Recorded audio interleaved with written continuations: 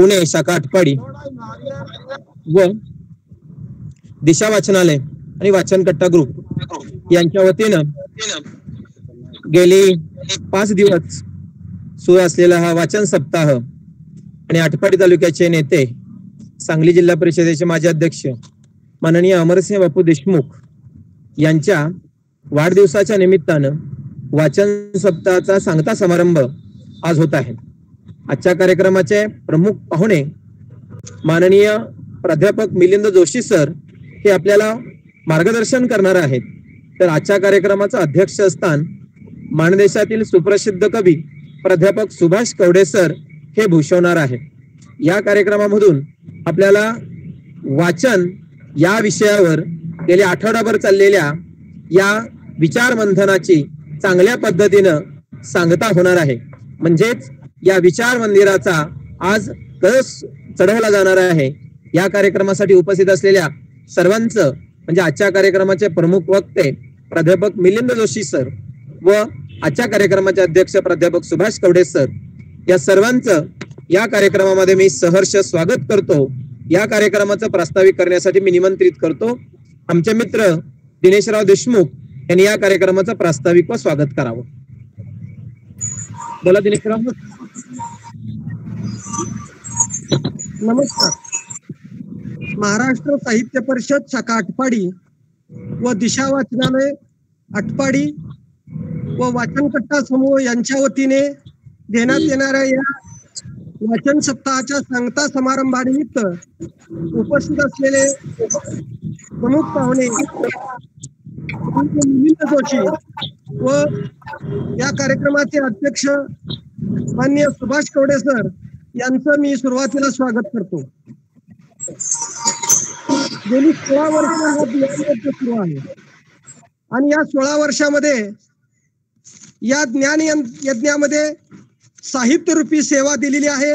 श्री ज्ञानेश्वर बडवे, अप्पासाहेब खोत, विसुभाई बापट, बाबासाहेब परीट, अजित कोष्टी, प्रशांत मोरे, रामदास फुटाणे, जयवंत आवटी, सुरेश शिंदे, हिम्मत पाटील, संभाजीराव गायकवाड या साहित्यिकांच्या बरोबरच गजानन राजमाने, संताजी पाटील, नंदकुमार देशमुख या प्रशासकीय अधिकाऱ्यांचाही या व्यासपीठावर मार्गदर्शन झालेले आहे. त्याचबरोबर आमचे मार्गदर्शक कविवर्य सुभाष कवडे, सुधीर इनामदार, ज्ञानेश डोंगरे, शिवाजी बंडगर या माणदेशातल्या कवींबरोबरच शाहीर जयंत जाधव यांचंही मार्गदर्शन या व्यासपीठाला या 16 वर्षामध्ये झालेलं आहे. आज या साहित्यरूपी सेवेमध्ये आणखीन एक हिरा जोडला जात आहे. त्यांचं नाव आहे श्री मिलिंद जोशी. मिलिंद जोशी हे पुण्यातील भारती विद्यापीठामध्ये प्राध्यापक म्हणून काम करतात. विचार भारती या मासिकाचे ते संपादक आहेत. त्यांनी प्राचार्य शिवाजीराव भोसले यांचा वसा आणि वारसा पुढे चालवण्याचा जागर सुरू केलेला आहे व हा जागर ते महाराष्ट्रातल्या ग्रामीण भागामध्ये साहित्यरूपी सेवा देऊन करत आहेत. आज ते आपल्या या व्यासपीठावर प्रमुख वक्ते म्हणून उपस्थित आहेत. त्यांनी मागच्या अधिक महिन्यामध्ये आपल्या येथील पारायणामध्ये प्रवचन रूपी सेवा दिलेली आहे. त्यांचा संत साहित्याचाही गाढा अभ्यास आहे. ते आज आपल्या साहित्यरूपी सेवेमध्ये एक पुष्प गुंफणार आहेत. ते बापूसाहेबांचेही परमस्नेही आहेत. पुण्यामध्ये किंवा इतरत्र साहित्यरूपी चर्चा विमर्श बापूसाहेब आणि मिलिंद जोशी सर करत असतात. या दोघांनी मिळून आटपाडीतली जी साहित्यरूपी चळवळ आहे ती वाढवलेली आहे. त्याचबरोबर या कार्यक्रमाला अध्यक्ष म्हणून सुभाष कवडे सर हे लाभलेले आहेत. कवडे सर हे बालकवी आहेत, विचारवंत आहेत, मार्गदर्शक आहेत. माणदेशाची साहित्य परंपरा ते कृष्णाकाठी असून देखील समर्थपणे चालवत आहेत. आटपाडी तालुक्यात होणाऱ्या कोणत्याही साहित्य मेळ्यामध्ये त्यांचा फक्त सहभागच नसतो तर त्या कार्यक्रम आखीव रेखीव कसा व्हावा यासाठी ते प्रयत्न करत असतात. गदिमा, व्यंकटेश तात्या, शंकरराव खरात, नासई इनामदार या माणदेशातल्या साहित्य महामेरूंचं काम पुढे चालवण्याचा वसा आणि वारसा कवडे सर अविरतपणे चालवत आहेत. कवडे सरांचं काम इथून पुढच्या काळातही आणखी वृद्धिंगत होत जावो अशा प्रकारची शुभेच्छा मी या निमित्तानं देतो. त्यांनी आजपर्यंत अनेक साहित्य प्रकाशित केलेले आहेत. त्यामध्ये शिवार माती, निरंजन, गंमत गाणी हे समयीच्या वाती हे कविता संग्रह आहेत. तर अधोरेखित हा ललित लेख संग्रह, वाटा हा लेख संग्रह, तर संस्कार शिदोरी हा संस्कार कथांचा संग्रह ही त्यांनी प्रकाशित केलेला आहे. सुभाष कवडे सर आणि बापूसाहेब हेही नेहमी हे विचार विमर्श करत असतात. असे सुभाष कवडे सर आज आपल्या कार्यक्रमाला अध्यक्ष म्हणून लाभलेले आहेत. माननीय बापूसाहेब हे दातृत्व, कर्तृत्व, मातृत्व, पितृत्व या सर्व बाजूंनी बहुआयामी असं नेतृत्व आहे. आणि हे नेतृत्व फक्त माणदेशातच नाही तर संपूर्ण सांगली आणि या पश्चिम महाराष्ट्राला नवीन प्रकारची दिशा देवोत अशा प्रकारची मी या वाचनकट्टा समूह, महाराष्ट्र साहित्य परिषद पुणे शाखा आटपाडी यांच्या वतीने अपेक्षा व्यक्त करतो व माझं लांबलेलं प्रास्ताविक थांबवतो. जय हिंद, जय महाराष्ट्र.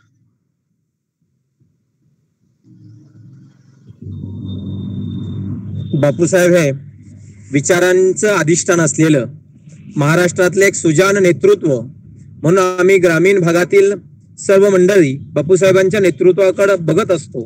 आणि त्यांचा वाढदिवस हा आमचा 365 दिवसातला एक आनंदाचा क्षण असतो आणि अत्यंत उत्साहात आम्ही हा वाढदिवस साजरा करत असतो. या निमित्तानं गेली सप्ताहभर हा कार्यक्रम सुरू आहे. आजच्या कार्यक्रमाचा शुभारंभ आटपाडी तालुक्याचे भाग्यविधाते श्रीमंत बाबासाहेब देशमुख यांच्या प्रतिमेच्या पूजनानं होईल.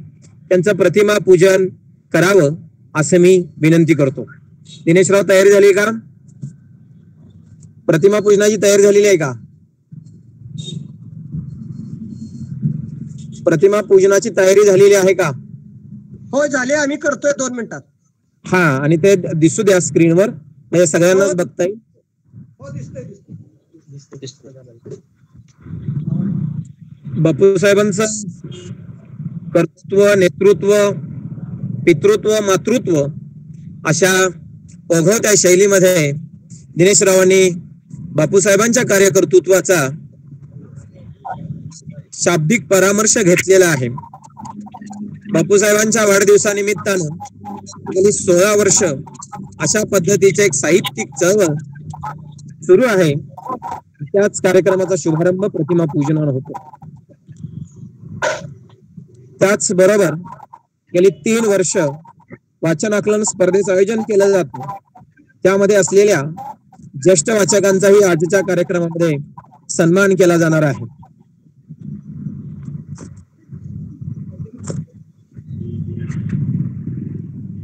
दिनेशराव दिसतंय का बघा? 12 डिसेंबर 1953 श्रीमंत बाबासाहेब देशमुख यांनी आटपाडी सोसायटीची स्थापना केली आणि आटपाडी तालुक्यामध्ये एक नवविचारांची पेरणी झाली. महात्मा फुले आणि सावित्रीबाई फुले यांनी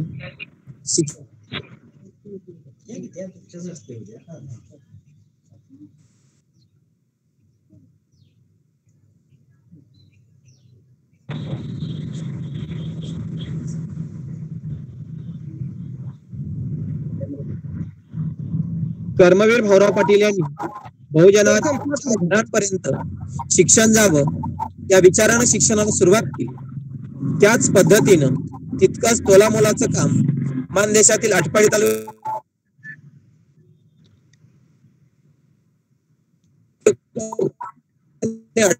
सोसायटीच्या स्थापनेत. त्यामुळेच आज या आटपाडी तालुक्यामध्ये शैक्षणिक क्रांती घडते आहे. त्याची मूळ बीज श्रीमंत बाबासाहेब देशमुख विचारामध्ये होती. हे निश्चित मान्य करावं लागेल. सर, त्याचबरोबर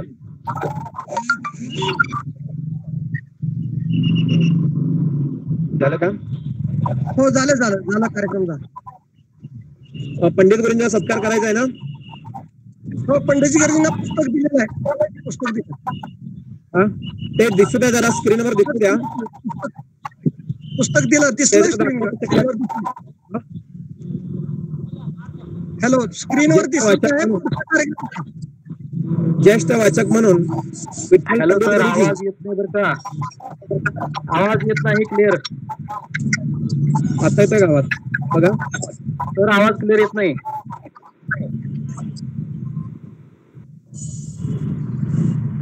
आवाज येतोय का आता? येतोय. तुम्ही आता येतोय. काही जणांचे माईक चालू असतील त्यामुळे कदाचित तसं होत असेल.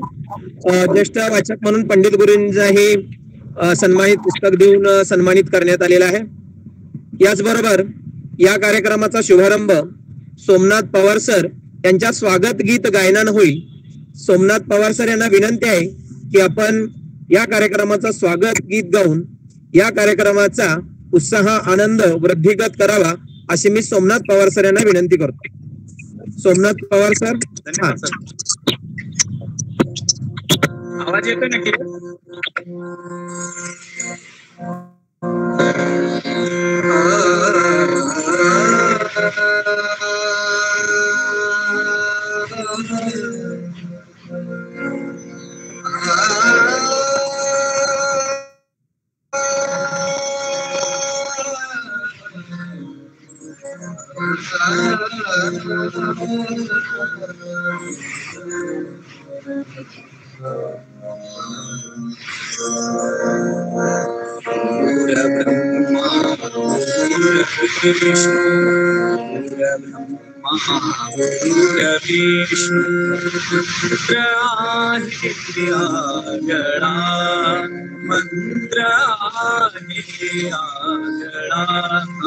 स्वागताचा सोहळा, स्वागताचा सोहळा, स्वागताचा सोहळा, स्वागताचा स्वागताचा मृताच्या या क्षणाने, मृताच्या या क्षणाने मोहरावी फुलपाने, मोहरावी फुलपाने, या सुगंधी संस्कृतीचा,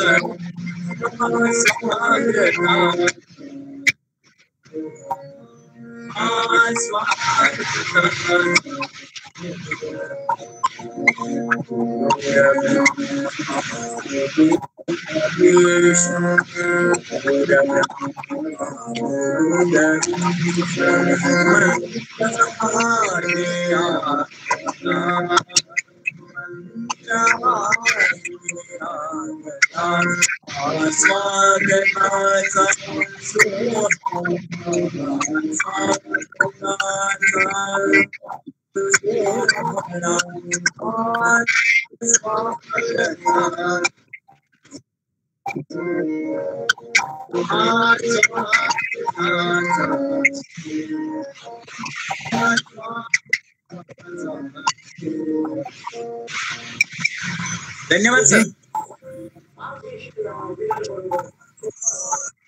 देशमुख धन्यवाद. हा, धन्यवाद पवार सर.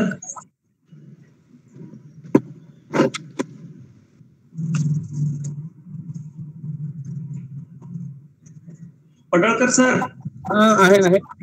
हा, सोमनाथ पवार सरांनी अतिशय चांगल्या पद्धतीनं स्वागत गीताचं गायन करून आपल्या सगळ्यांचाच उत्साह वाढवलेला आहे. आणि आपल्या सगळ्यांना आता उत्सुकता लागलेली आहे ती जोशी सरांच्या व्याख्यानाची. बापूसाहेबांचा वाढदिवस आणि त्या कार्यक्रमाला मी नक्की सहभागी होणार. खूप गडबडीतून धावपळीचं काम असताना सुद्धा बापूसाहेबांच्या प्रेमाखातर जोशी सर या आपल्या कार्यक्रमासाठी त्यांनी होकार दिला, त्याबद्दल पहिल्यांदा जोशी सरांचा धन्यवाद मानावं तेवढं थोडं आहे. तर आपण जोशी सरांचं मार्गदर्शन ऐकूया. जोशी सर बोला. नमस्कार. महाराष्ट्र साहित्य परिषद शाखा आटपाडी तिथला दिशा समूह आणि वाचन कट्टा यांच्या संयुक्त विद्यमाने आपण बापूसाहेबांच्या वाढदिवसाच्या निमित्ताने या कार्यक्रमाचं आयोजन केलं. ही मला अतिशय महत्वाची गोष्ट वाटते. बापूसाहेब हे माझ्या अगदी जवळचे मित्र आहेत. म्हणजे राजकारण आणि वकिली ही दोन क्षेत्र अशी आहेत की तिथे जीवनाच्या कुरूपतेचं माणसाला खूप जवळून दर्शन घडतं. त्यामुळं माणसाची संवेदनशीलता बोथट होण्याची फार मोठी शक्यता असते. पण बापूसाहेबांचं वैशिष्ट्य असं की राजकारणामध्ये जाऊनही त्यांनी संवेदनशीलता, सहृदयता आणि सकारात्मकता कधी हरवू दिली नाही. आणि असे बापूसाहेब हे माझे मित्र आहेत, याचा मला अतिशय आनंद होतो. त्यामुळे बापूसाहेबांचा वाढदिवस आणि ही व्याख्यान मला म्हटल्यानंतर मी कवडे सरांना ताबडतोब होकार दिला की मी या व्याख्यानमालेसाठी येणार. बापूंचा आणि माझा स्नेह खूप घनिष्ठ आहे. म्हणजे ते पुण्याला आल्यानंतर आम्ही एकमेकांना भेटलो नाही असं कधीही घडत नाही.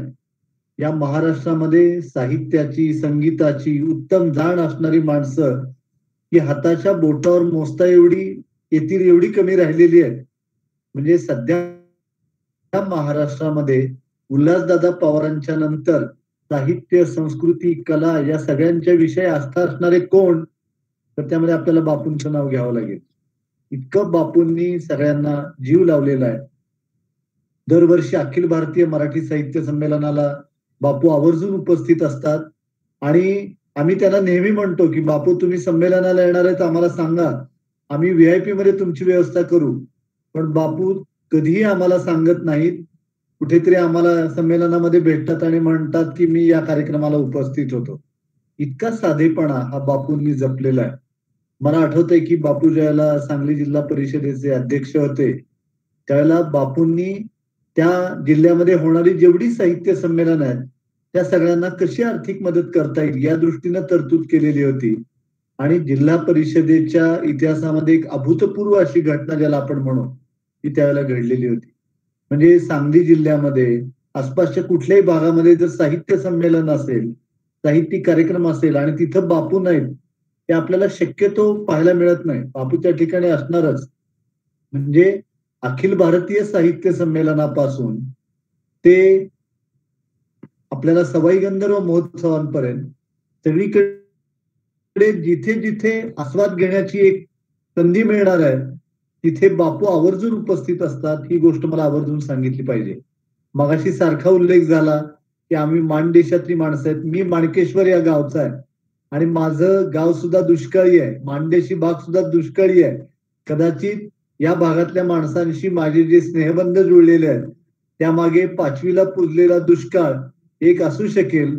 पण बापूसाहेबांसारखी माणसं हा या दुष्काळी भागामधला मोठा सुकाळ आहे आणि त्यामुळं आपलं तिथलं जगणं हे सुसह्य झालेलं आहे. ते आपण सर्वांनी आवर्जून लक्षात घेतलं पाहिजे. मला एका गोष्टीचा अतिशय आनंद वाटतोय की मगाशी देशमुख सरांनी सांगितलं, दिनेशजींनी किंवा पडळकर सरही त्यांच्या भाषणामध्ये बोलताना सांगत होते की गेली 16 वर्ष हा उपक्रम आपण घेतात आणि वाचनाला केंद्रस्थानी ठेवून घेतात. ही मला अतिशय महत्वाची गोष्ट वाटते.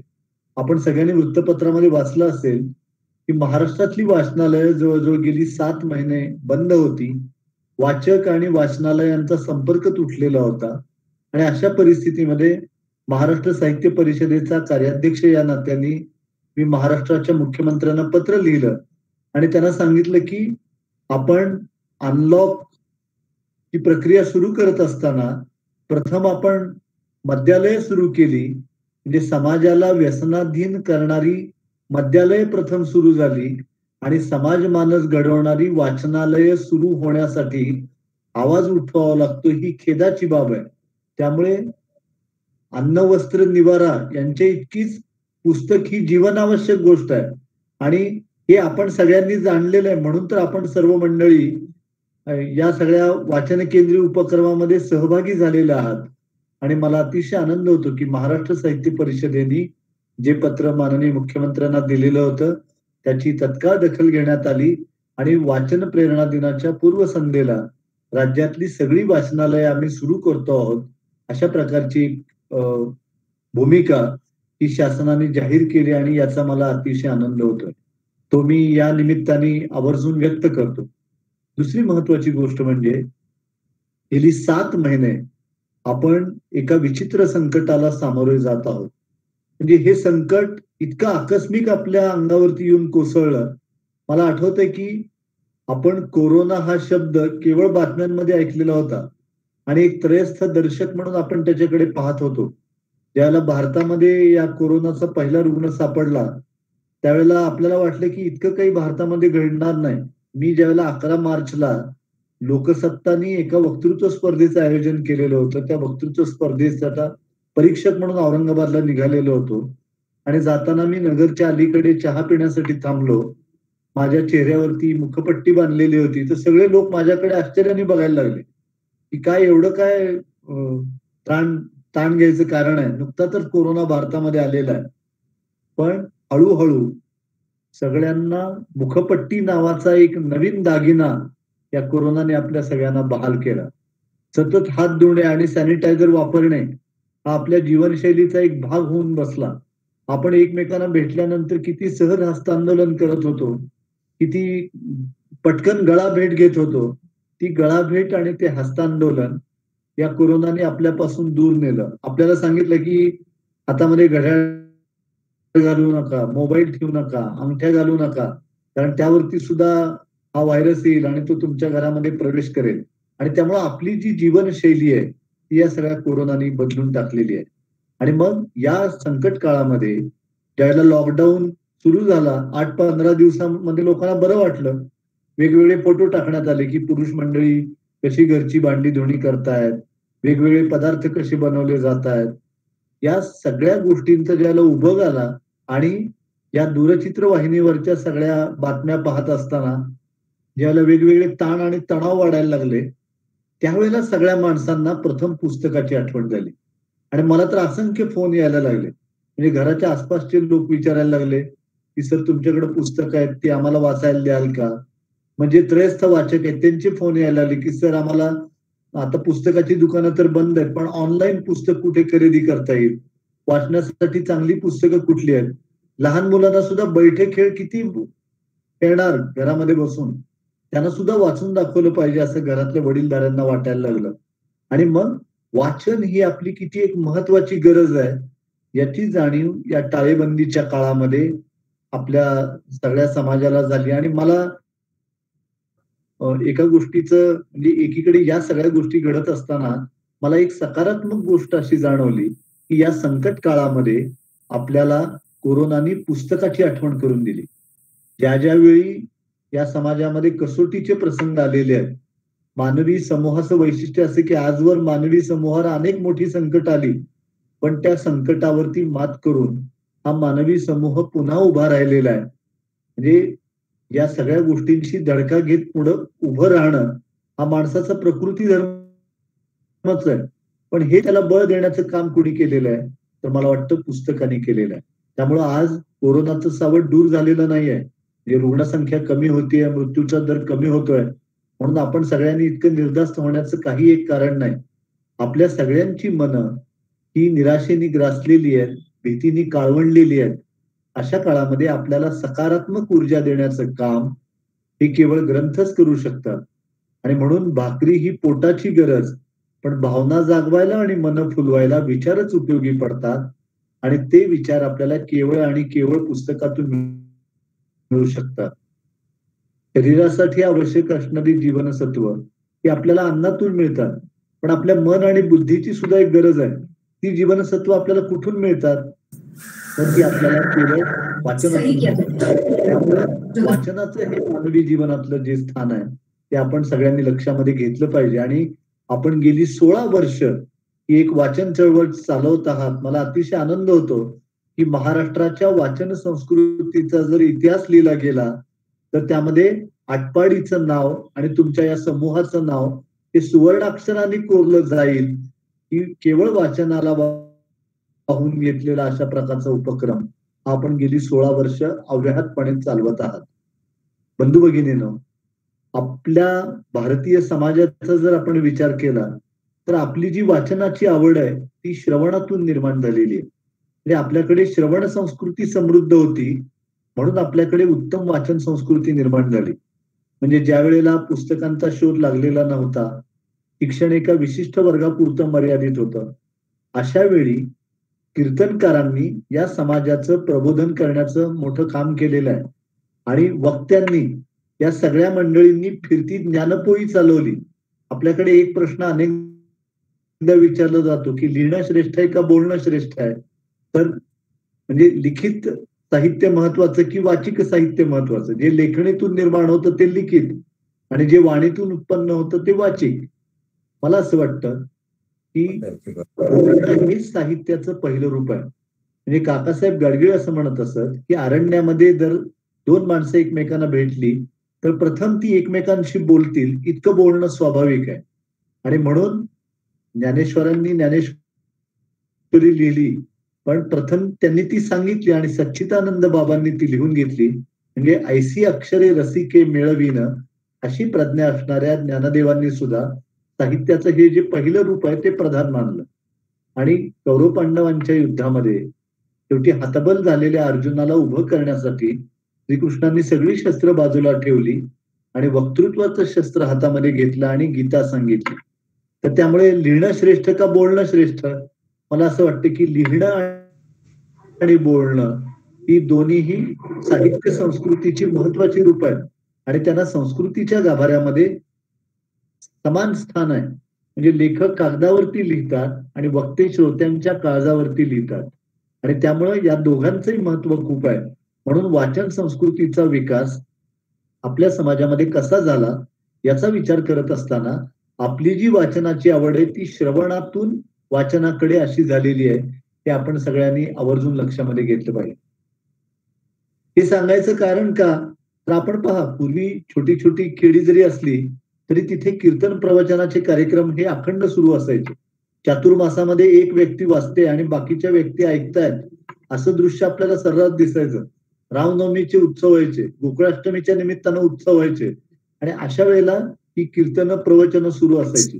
मग भागवत सप्ताह असायचा, ज्ञानेश्वरी सप्ताह असायचा, गाथेचं वाचन व्हायचं, दासबोधाचं वाचन व्हायचं, आणि या श्रवणातून आपल्या समाजाची जी आवड आहे ती वाचनाकडे निर्माण झालेली आहे. आपण सगळ्यांनी जर आपलं बालपण आठवून बघितलं तर आपल्या असं लक्षात येईल की आपल्या मनामध्ये वाचनाविषयीचा हा जो एक ओढा आहे तो कसा निर्माण झाला, तर त्याला आपल्या कानावरती जे पडलं त्यातून निर्माण झालेलं आहे. मला आठवत आहे की मी ज्यावेळेला शाळेमध्ये शिकत होतो, माझ्या पिढीची जी मंडळी श्रोत्यांच्या मध्ये असतील त्यांचाही अनुभव तोच असेल की आपली पिढी ज्यावेळेला शाळेमध्ये शिकत होती तर त्या काळामध्ये पद्धतच अशी होती की जनगण मन राष्ट्रगीत तुमचं झालं की शाळेतले शिक्षक पुढे येऊन एखादी उत्तम कविता वाचून दाखवत असत आणि त्या कवीचा परिचय करून देत असत. मला आठवतंय की गदी माडगुळकरांच्या कवितेने त्या काळामध्ये अशा सगळ्या उपक्रमांची सुरुवात होत असे. का तर ते महाराष्ट्र वाल्मिकी श्रेष्ठ कवी, कर्तृत्वाचं आणि कवितेचे एक उत्तुंग शिखर म्हणून त्यांचा परिचय करून दिला जात असतो. आणि मग हे राष्ट्रगीत झाल्यानंतर बाई किंवा शाळेतले सर एक रोज बोधकथा सांगायची, आणि ती बोधकथा ऐकल्यानंतरच मुलांनी वर्गामध्ये जायचं आणि मग शाळा सुरू व्हायची. असे ते सगळे दिवस होते. आणि त्या एकेका छोट्या छोट्या गोष्टीमध्ये केवढी मोठी ताकद होती तुम्हाला सांगतो. एकदा शिक्षक आले राष्ट्रगीत झाल्यानंतर आणि त्यांनी बोधकथा सांगायला सुरुवात केली. म्हणाले की पूर्वी आपल्या देशामध्ये गुरुकुल पद्धती अस्तित्वात होती, आणि मग शिष्यानी गुरुच्या घरी राहायचं, सगळी सेवा करायची, ज्ञान मिळवायचं, आणि जाताना गुरुला काहीतरी दक्षिणा म्हणून द्यायचं. तर आता एका शिष्याची पाळी आली, त्याचं सगळं शिक्षण पूर्ण झालं, जाताना गुरुंना काहीतरी गुरुदक्षिणा द्यायची. शिष्याने विचार केला की आपण गुरुंना गुरुदक्षिणा तर देणारच आहोत, पण जाता जाता गुरुंची परीक्षा घ्यायला काय हरकत आहे. बहुतेक तो शिष्य पुण्यातला असण्याची शक्यता नाकारता येत नाही, पण अशी फिरकी घेण्याचा विचार हा पुण्यातला विद्यार्थी करू शकतो. त्यामुळे मग त्या शिष्याने असं ठरवलं की आपण आपल्या गुरूंची परीक्षा घ्यायची, आणि त्यासाठी त्यांनी काय केलं असेल तर बागेमधलं एक फुलपाखरू त्यांनी पकडलं आपल्या उंजळीमध्ये, आणि त्यांनी ठरवलं की शिक्षकांना प्रश्न विचारायचा गुरुजींना की माझ्या हातामधली जी वस्तू आहे ती जिवंत आहे की मृत आहे. समजा गुरूंनी असं उत्तर दिलं की तुझ्या हातातली वस्तू मेलेली आहे, मृत आहे, तर फुलपाखराला हवेमध्ये सोडून द्यायचं. आणि समजा गुरुजींनी उत्तर दिलं की तुझ्या हातामधली वस्तू ही जिवंत आहे, तर फुलपाखराला उंजळीमध्येच मारून टाकायचं, चिमटीमध्ये पकडून. पण गुरु त्यांच्यापेक्षा हुशार होते. त्यावेळेला हा शिष्य पुढे आला आणि गुरूंना म्हणाला की माझ्या हातामधली वस्तू जिवंत आहे की मृत आहे. तर त्यावेळेला गुरुजी म्हणाले या प्रश्नाचं उत्तर तुझ्याच हातामध्ये आहे. मला सांगा, आपण आयुष्यामध्ये जे काही बरं वाईट करतो त्याचं सगळं उत्तरदायित्व हे आपल्याकडे असतं. तूच आहेस तुझ्या जीवनाचा शिल्पकार, असं वामनराव पै यांनी म्हटलेलं आहे. पण एका छोट्या गोष्टीने केवढा मोठा संस्कार केला. आता सध्या पेशव्यांच्या वरती एक मालिका सध्या दूरचित्रवाहिनीवर सुरू आहे. पण रामशास्त्री प्रभूंची एक अतिशय सुंदर अशी गोष्ट त्या काळामध्ये बाईंनी सांगितलेली होती. म्हणजे एकदा पेशवेंबाईंना मोह असा झाला की आपण रामशास्त्री प्रभूंची परीक्षा घेऊया म्हणून. आणि मग पेशवेंबाईंनी काय करावं, तर पुण्यातल्या सगळ्या ज्या सुवासिनी होत्या त्यांना हळदी कुंकवासाठी बोलवलं आणि हळदी कुंकू त्यांना दिलं. रामशास्त्री प्रभूंच्या पत्नीलाही बोलवलेलं होतं. आणि हळदी कुंकू दिल्यानंतर जाताना प्रत्येक सुवासिनीला सोन्याच्या बांगड्या भेट म्हणून दिल्या, सौभाग्याचा लेणा म्हणून. आता सगळ्या बायकांनी ते स्वीकारलं. रामशास्त्री प्रभूंच्या पत्नीला अतिशय अवघडल्यासारखं झालं. आपला नवरा एवढा निस्पृह, कुठल्याही गोष्टीचा स्वीकार न करणारा, आणि इथे तर पेशवेंबाईंनी दिलेली भेटवस्तू आपल्याला स्वीकारावी लागते. त्या अतिशय दबलेल्या मनस्थितीमध्ये घरी आल्या आणि त्यांनी रामशास्त्री प्रभूंना सांगितलं की आज माझी खरोखरच इच्छा नव्हती, हळदी कुंकू म्हणून मी त्या ठिकाणी गेले, पण पेशवेंबाईंनी या सोन्याच्या बांगड्या दिल्या, त्या मला स्वीकाराव्या लागल्या का, तर सौभाग्याचं लेणं आहे म्हणून. तर रामशास्त्री प्रभूने फक्त हसले आणि ते त्या बांगड्या घेऊन शनिवारवाड्यावरती आले आणि त्या बांगड्या त्यांनी पेशवेंबाईंना परत दिल्या आणि एकच वाक्य म्हणाले, वहिनी साहेब तुमचं प्रेम आम्ही घेतलं, हे निर्माल्य परत करत आहोत. एक छोटीशी बोधक कथा, पण ती मनामध्ये केवढा मोठा एक संस्कार निर्माण करून गेली. तर या सगळ्या गोष्टीतून आपण वाचनाकडे वळलेलो आहे. म्हणजे मला आठवते की माझ्या लहानपणी घरातला एखादा तरी वडीलधारा माणूस गावातल्या एखाद्या तरी वाचनालयाचा आजीव सभासद असायचा. त्यायोगे ते पुस्तक घरामध्ये यायचं. मग वडीलधारी माणसं वाचायची, दुपारच्या वेळामध्ये महिला वाचायच्या, मग मुलं त्यात ती पानं उलगडून पाहायची आणि मग हळूहळू मुखपृष्ठ, त्या पुस्तकाचं शीर्षक, त्याची अर्पण पत्रिका आणि त्यातून त्या पुस्तकाच्या आशयाकडे जाणं, हा जो भाग आहे तो सगळा घडत होता. आज वाचनातून किती एक आत्मिक आनंद मिळतो आणि अनुभूती मिळते याविषयीची चर्चा करण्यासाठी आपण हे व्याख्यान ठेवलेलं आहे. पण आज परिस्थिती काय निर्माण झालेली आहे, आमच्या घरातूनच आज साहित्य संस्कृती हद्दपार होते की काय अशी परिस्थिती निर्माण झालेली आहे. म्हणजे सकाळी कुठल्याही गावामध्ये मंदिरातून काकड आरतीचे आवाज यायचे, आता ते आवाज येत नाही. काकड आरती हा प्रकारही नव्या पिढीला कितपत माहित असेल की नाही याविषयी शंका निर्माण होते. आपली सकाळ जी होते ती सकाळी सकाळी आपल्या मोबाईलवरती कुणाचा तरी मेसेज आलेला असतो आणि पहिलं काम ते असतं की मोबाईलमध्ये काय काय घडलेलं रात्री, कुणाचा SMS आला, कुणाचा व्हॉट्सअप मेसेज आला, फेसबुकवर किती लोकांनी लाईक केलं, किती कमेंट आल्या. ही स्वाभाविक प्रवृत्ती. म्हणजे आज तंत्रज्ञानाने आमचं सबंध जीवन व्यापून टाकलेलं आहे. खरे तर तंत्रज्ञान हे वापरण्यासाठी आणि माणसं ही प्रेम करण्यासाठी आहे. पण आज आपण माणसांचा वापर करायला लागलोय आणि तंत्रज्ञानावर प्रेम करायला लागलोय, अशी एकूण सगळी परिस्थिती निर्माण झालेली आहे. आज आटपाडी सारख्या ठिकाणी परिस्थिती चांगली असेल, पण आपण महानगरांचा जर विचार केला तर तिथे मुलांना शाळेमध्ये जायला 1 तास लागतो, शाळेतून घरी यायला 1 तास लागतो, शाळेमधले 6-7 तास आणि पुन्हा घरी आल्यानंतर आईच्या आवडीचा 1 ग्लास, बापाच्या आवडीचा 1 ग्लास, हे करून ते पोरग घरी आल्यानंतर संपूर्ण घराचा ताबा हा दूरचित्रवाहिन्यांनी घेतलेला असतो. म्हणजे आपल्या अपॉइंटमेंट डायरीमध्ये म्हणजे ही मुलं जर घेतली तर या मुलांच्या जीवनशैलीमध्ये वाचनाला कुठेही स्थान नाही. आपली सगळी मोठी माणसं बघा, सगळी असो, राजकारणात असो, समाजकारणात असो, नोकरी व्यवसाय करणारी असो, त्यांच्याही या जीवनशैलीमध्ये आज कुठेही वाचनाला स्थान राहिलेलं नाहीये. कारण पूर्वी इतर कुठलीच आकर्षणं नव्हती, त्यामुळं वाचन हेच मनोरंजनाचं एक महत्वाचं साधन होतं. आज एकतर दूरचित्रवाहिन्यांचं आकर्षण, पुन्हा मोबाईल सारखं एक तंत्रज्ञान आलेलं आहे की ज्याने तुम्हाला सगळं तुमचा वेळ त्याच्यामध्ये बांधून टाकलेला आहे. या सगळ्यामध्ये वाचन कधी करायचं हा खरा एक महत्वाचा प्रश्न आपल्या सगळ्यांच्या समोर निर्माण झालेला आहे. पण आपण सगळ्यांनी एक गोष्ट लक्षात ठेवलं पाहिजे की माहिती तंत्रज्ञानामुळे माहितीचा साठा प्रचंड उपलब्ध आहे, पण माहिती म्हणजे ज्ञान नव्हे. शेवटी ते ज्ञान तुम्हाला पुस्तकातूनच मिळणार आहे. आणि आपल्या सगळ्यांच्या वाट्याला एकच आयुष्य आलेलं आहे. एकाच जीवनामध्ये अनेक जीवन जगल्याचा अनुभव हे आपल्याला केवळ पुस्तकं देऊ शकतात. मला सांगा, मगाशी नासम इनामदारांचा उल्लेख आपल्या देशमुख सरांनी केला, पडळकर सरांनी केला. नासम इनामदारांनी काय केलं, सगळा जो ऐतिहासिक कालखंड आहे तो त्यांच्या साहित्य कृतीतून आपल्या समोर उभा केला. खरं तर समकाल म्हणजे आजचा जो काळ आहे त्याची रूप साहित्यातून मांडण्याचं काम तुलनेनं सोपं असतं, कारण तो काळ सगळ्यांना माहीत असतो, कारण आसपास त्या सगळ्या गोष्टी घडत असतात. पण जो काळ लेखकांनी पाहिलेला नाही, जो काळ वाचकांनी पाहिलेला नाही, जो काळ पूर्वसुरींच्या अभिजात साहित्य कृतीतून आणि इतिहासातल्या पानापानातून धुक्याचे अनेक पदर लपेटून उभा आहे, तो विश्वसनीयरित्या वाचकांच्या समोर उभा करणं हे केवढं मोठं आव्हान असतं. नासम इनामदार, शिवाजी सावंत, रणजित देसाई यासारख्या लेखकांनी ते केलं. म्हणजे ही सगळी मंडळी, बाबासाहेब पुरंदरे, या सगळ्या लोकांचं लेखन वाचत असताना आपण इतिहासाच्या पानामध्ये जातो आणि आपल्याला आपण कुठल्या तरी किल्ल्यावरती आहोत, आपल्याला तलवारीचा खणखणाट ऐकायला येतो, आपल्याला मावळ्यांची गर्जना ऐकायला येते आणि आपण इतिहासामध्ये रमतो. 2-3 दिवसांपासून चितमपल्ली, मारुती चितमपल्ली यांचं नाव आपल्याला सातत्याने वर्तमानपत्रामध्ये वाचनात येत आहे. चितमपल्लींनी काय केलं, आपल्या सगळ्यांना जंगलाची, रानाची, वनाची एक सफर घडवली. चितमपल्लींचं सगळं लेखन वाचत असताना आपल्याला असं वाटतं की आपण कुठल्या तरी रानातून, वनातून, जंगलातून फिरतो आहोत आणि ते पशु, पक्षी, प्राणी सगळे आमच्याशी बोलतायत. त्यामुळे त्या प्रकारच्या जीवनाचा अनुभव आपल्याला देण्याचं काम हे चितमपल्लींसारखे लेखक, अतुल दामणकर सारखा लेखक ज्यांनी वाघांवरती लिहिलेलं आहे, माधव गाडगे यांच्यासारखे लेखक जे पर्यावरण विषयक लिहित आहेत.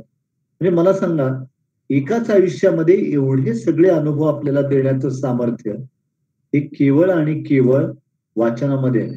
अच्युत गोडबोलेंचं लेखन ज्यावेळेला आपण वाचतो त्यावेळेला आपल्याला अर्थात पासून मनापर्यंत आणि त्यांच्या मुसाफिर पासून संगणक युगामध्ये आज काय घडणार आहे, मानसशास्त्र काय आहे, किती वेगवेगळे धर्मकारण, अर्थकारण, राजकारण, समाजकारण, ज्ञान, विज्ञान, इतिहास, संस्कृती ही सगळी भारतीय संस्कृतीची जी अष्टांग आहेत, केवळ भारतीयच नव्हे तर जागतिक संस्कृतीला समृद्ध करणारी ही अष्टांग आहेत, ही सगळी आपल्याला समजली पाहिजेत की नाही.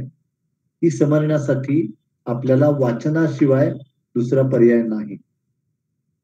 डॉक्टर APJ अब्दुल कलाम ज्यावेळेला मुंबईच्या IIT मध्ये गेलेले होते तेव्हा तिथल्या एका मुलाने त्यांचं भाषण झाल्यानंतर त्यांना प्रश्न विचारला की कलाम सर, तुम्ही इंजिनियरही आहात आणि तुम्ही कविताही करता, हे कसं काय शक्य आहे?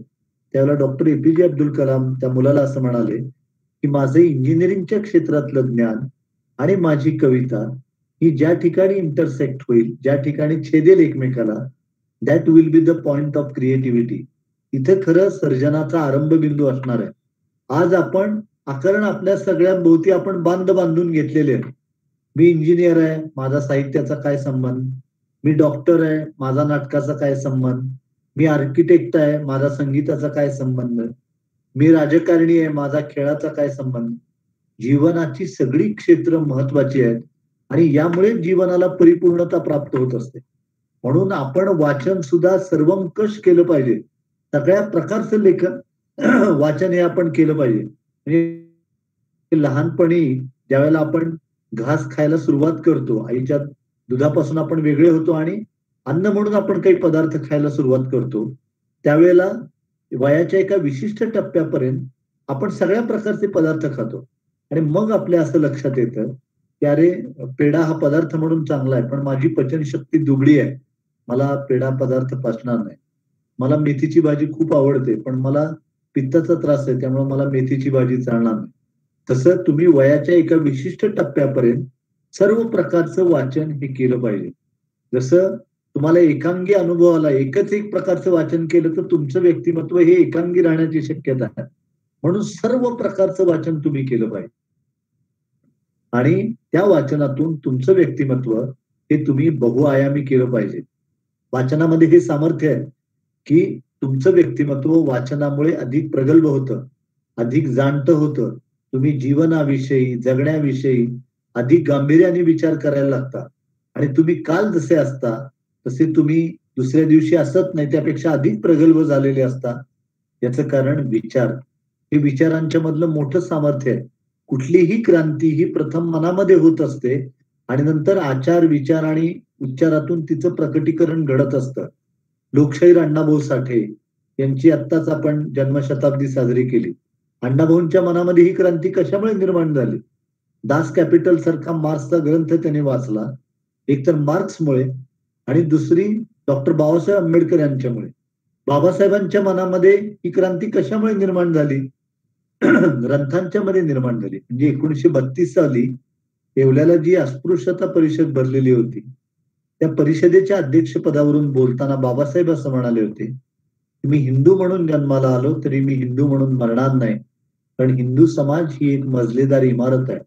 या इमारतीमध्ये जो वरच्या मजल्यावरती तो श्रेष्ठ समजला जातो, जो खालच्या मजल्यावरती तो कनिष्ठ समजला जातो.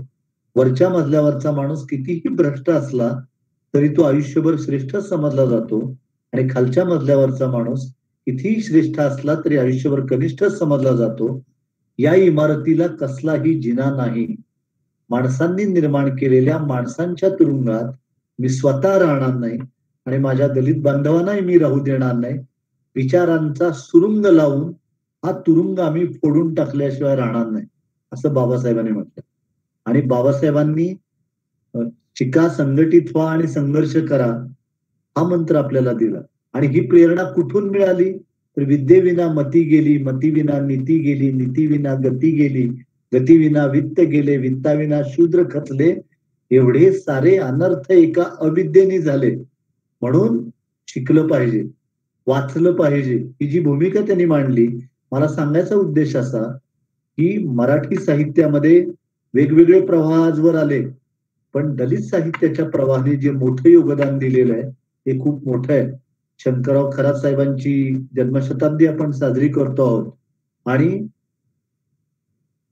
पिढ्यानपिढ्या भोगलेल्या यातनांची आणि दुःखांची विदारकता किती प्रचंड आहे ही सगळी दलित आत्मकथनं वाचताना आपल्या लक्षामध्ये येते. आणि हे चौकटी बाहेरचं जग काय आहे, जे अण्णाभाऊ साठेंनी आपल्या लेखनातून दाखवलं, जे तया पवारांनी दाखवलं, जे शंकरराव खरातांनी दाखवलं, जे शांताबाई कांबळेंनी दाखवलं, माधव कोंडविलकरांनी दाखवलं आणि प्रस्थापित साहित्य व्यवहाराला या मंडळींनी एक प्रकारचा धक्का दिला. हे सगळं आपण वाचलं पाहिजे. केवळ आनंद देणारं, सुख देणारं आणि एक स्वतःच्याच मर्यादित कोशामध्ये आपल्याला जगण्याची उर्मी निर्माण करणारं असं लेखन वाचून चालणार नाही. कष्टकऱ्यांचं जग काय, श्रमिकांचं जग काय, वंचितांचं जग काय, हे सुद्धा आपल्याला सगळं समजलं पाहिजे. आणि म्हणून हे जे विचारांचे वेगवेगळे पेच आहेत, म्हणून आह साळुंकेंचं लेखन आपण वाचलं पाहिजे, हरी नरकेंचं लेखन आपण वाचलं पाहिजे, नरहर कुरुंदकरांचं लेखन आपण वाचलं पाहिजे, प्राचार्य शिवाजीराव भोसले त्यांचं लेखन आपण वाचलं पाहिजे. शेवटी आज परिस्थिती अशी निर्माण झाली आहे की आपण एक विशिष्ट विचारधारा वाचनाची सुद्धा निवडली की आपण दुसरीकडे ढुंकूनही पाहत नाही. तसं नाही, आपण सर्व प्रकारचं वाचलं पाहिजे आणि त्या वाचनातून जो एक विचारांचा मार्ग आपल्याला सापडेल, त्या मार्गावरून पुढे जाण्यामध्ये खरी जीवनाची धन्यता आहे आणि ती धन्यता आपण निश्चितपणाने अनुभवली पाहिजे असं मला वाटतं. म्हणून एकच एक प्रकारचं वाचन तुम्ही करू नका, सर्वंकष तुम्ही वाचा की ज्यातून तुमच्या बुद्धीचा विकास हा होईल. आपल्याकडे असं नेहमी म्हटलं जातं की every excess thing is poison. कुठल्याही गोष्टीचा अतिरेक हा विषाकडे नेणारा असतो. त्यामुळे एका विशिष्ट विचारसरणीचं वाचन हे सुद्धा तुम्हाला एका विशिष्ट वैचारिक कडेलोटाकडे नेणार असतं. त्यामुळं टोकाची आसक्ती आणि टोकाची विरक्ती या दोन्ही गोष्टी जीवनाला एका टोकावरतीच आणून उभं करतात. त्यामुळे जीवनामध्ये सुवर्ण मध्य साधून पुढं कसं जाता येऊ शकतं याचा विचार देणारी जी पुस्तकं आहेत ती आपण वाचली पाहिजेत. त्यामुळे मला असं वाटतं की जे साधं सोपं असं वाचावं असं वाटतं तिथून खरं वाचनाची आपण सुरुवात केली पाहिजे आणि सगळ्या प्रकारचं वाचन आपण केलं पाहिजे. आज आपण सगळे गेली 16 वर्ष हा उपक्रम चालवत आहात, पण पुढच्या पिढीचं वाचनाचं काय होणार हा एक मोठा प्रश्न आज समाजातल्या सगळ्याच जाणत्या मंडळींना भेडसावतोय. मला असं वाटतं की मुलांनी वाचावं असं जर वाटत असेल तर प्रथम पालकांनी आणि शिक्षकांनी वाचणं हे खूप महत्वाचं आहे. याचं कारण वडीलधारी माणसं जर वाचताना दिसली तर मुलं वाचणार आहेत. त्यामुळं आज हिरो आणि आयडॉल्स यांच्यामध्ये गल्लत निर्माण झालेली आहे. त्याचं कारण सत्ता, संपत्ती, प्रसिद्धी, पैसा याच्या बळावरती कोणी हिरो होऊ शकतो. पण आयडॉल्स हे आपल्या आचार, विचार आणि उच्चारातून समाजाला एक दिशा दाखवण्याचं काम करत असतात. आणि अशी खरेखुरी आयडॉल्स कोण आहेत हे आपल्याला वाचल्याशिवाय कळत नाही. म्हणून बाबा आमटेंचं चरित्र काय, सिंधुताई सपकाळांचं काय, ही माणसं कशी घडली, अभय बंग, राणी बंग, प्रकाश आमटे, ही सगळी माणसं कशा प्रकारचं काम करतायत, रवींद्र कोल्हे, स्मिता कोल्हे, हे आज आपल्या समाज जीवनातले जे खरेखुरी आयडॉल्स आहेत त्यांची चरित्र आज आपण वाचली पाहिजे. आणि या चित्रपटातल्या खोट्या हिरोंच्या पेक्षा हे समाज जीवनातले जे खरेखुरी हिरो आहेत त्यांच्याविषयीचं जर आकर्षण आपल्या मनामध्ये निर्माण व्हावं असं वाटत असेल तर तरुण पिढीच्या हातामध्ये ही सगळी जी पुस्तकं आहेत ती आपण दिली पाहिजे. आणि मला असं वाटतं की एक काळ असा होता की आमच्या देशातले सगळे राजकारणी ते उत्तम साहित्यिक आणि उत्तम वाचक होते. आपण महात्मा गांधींचं उदाहरण घ्या. महात्मा गांधींचं लेखन आपण त्यांचं सत्याचे प्रयोग सारखं पुस्तक वाचा किंवा माय एक्सपिरियन्सेस विथ ट्रूथ सारखं गांधीजींचं लेखन हे अगदी साधं सोपं सरळ. विनोबांचं लेखन आपण घ्या, गीताई वाचा, किती साधं सोपं सरळ लेखन आहे. आणि काळजाला भिडणारं लेखन कसं करावं हे त्यांच्याकडून आपण शिकलं पाहिजे. ही सगळी मंडळी साहित्यप्रेमी होती राजकारणामध्ये असली तरी. एकीकडे स्वातंत्र्याचा एवढा संग्राम पेटलेला होता पण या लोकांचं लेखन आणि वाचन हे थोडंही थांबलेलं नव्हतं. त्यामुळं गांधीजींना एका पत्रकाराने विचारलं की गायीविषयी तुम्हाला काय वाटतं, तर गांधीजींनी फार छान शब्दामध्ये सांगितले, to me cow is a poem of pity. गाय ही कारुण्याची कविता आहे. मला असं वाटतं की गायीचं इतकं उत्तम वर्णन अन्य कुठल्याही शब्दामध्ये करता येणं शक्य नाही. आणि म्हणून पंडित जवाहरलाल नेहरू सारखे संवेदनशील राजकारणी की डिस्कव्हरी ऑफ इंडिया सारखा ग्रंथ लिहिल्यानंतर त्याची जी अर्पण पत्रिका आहे ती आपल्या पत्नीला अर्पण केलाय. आणि ज्या या जगामध्ये नाही, to Kamala who is no more, आपण त्या पानावरती काही वेळ थबकतो. स्वातंत्र्यवीर सावरकर, आता लोकमान्यांची स्मृती शताब्दी आपण साजरी केली, पण लोकमान्यांचं स्वातंत्र्यवीर सावरकरांनी काय वर्णन केलंय, महाराष्ट्राच्या विभूषणाला, आर्य धर्माच्या अभिमानाला, नीतिमत्तेच्या निपुणतेला, स्वदेश प्रीतीच्या उद्भवाला त्या लोकमान्य बाळ गंगाधर टिळकांना त्रिवार वंदन. मला वाटतं की टिळकांचं इतकं यथार्थ वर्णन दुसरं कोणी करू शकेल असं मला वाटत नाही. आणि मग ही जी परंपरा आहे साहित्यिकांनी साहित्यप्रेमी असण्याची ती आज दुर्मिळ होत चाललेली आहे. यशवंतराव चव्हाण साहेबांच्या सारखं एक व्यक्तिमत्व आपल्या महाराष्ट्राला लाभलं आणि ज्यांनी संयुक्त महाराष्ट्राची निर्मिती झाल्यानंतर महाराष्ट्राला प्रगतीचे वेध घ्यायचे आहेत पण त्या प्रगतीला एक विचारांचं अधिष्ठान असलं पाहिजे अशी भूमिका मांडली. आणि मग महाराष्ट्र राज्य साहित्य संस्कृती मंडळ असेल, लोकसाहित्य समिती असेल, विश्वकोश निर्मिती मंडळ असेल, या सगळ्यांची निर्मिती त्यांनी केली. यामागे तोच उद्देश होता. आज आपल्या मानदेशाचा अभिमान म्हणून सांगितलं पाहिजे की गदिमांना विधान परिषदेवरती यशवंतराव चव्हाण साहेबांनी त्या ठिकाणी निमंत्रित केलं. आणि संवेदनशील राजकारणी कसा असावा म्हणजे गदिमांचं कौतुक करताना चव्हाण साहेबांनी असं म्हटलंय की गदिमा अण्णा, मी जर राजा असतो तर सोन्याचे तोडे तुमच्या हातामध्ये घातले असते. म्हणजे एक संवेदनशील राजकारणी आणि एक कविश्रेष्ठ या दोघांच्या मधलं नातं कसं असू शकतं हे आजच्या काळामध्ये खूप दुर्मिळ झालेलं आहे. म्हणून मला असं वाटतं की समाजामध्ये जे जे काही प्रतिकूल घडतं, वाईट घडतं, हे राजकारणामध्येच घडतं असं म्हटलं जातं, पण असं नाही.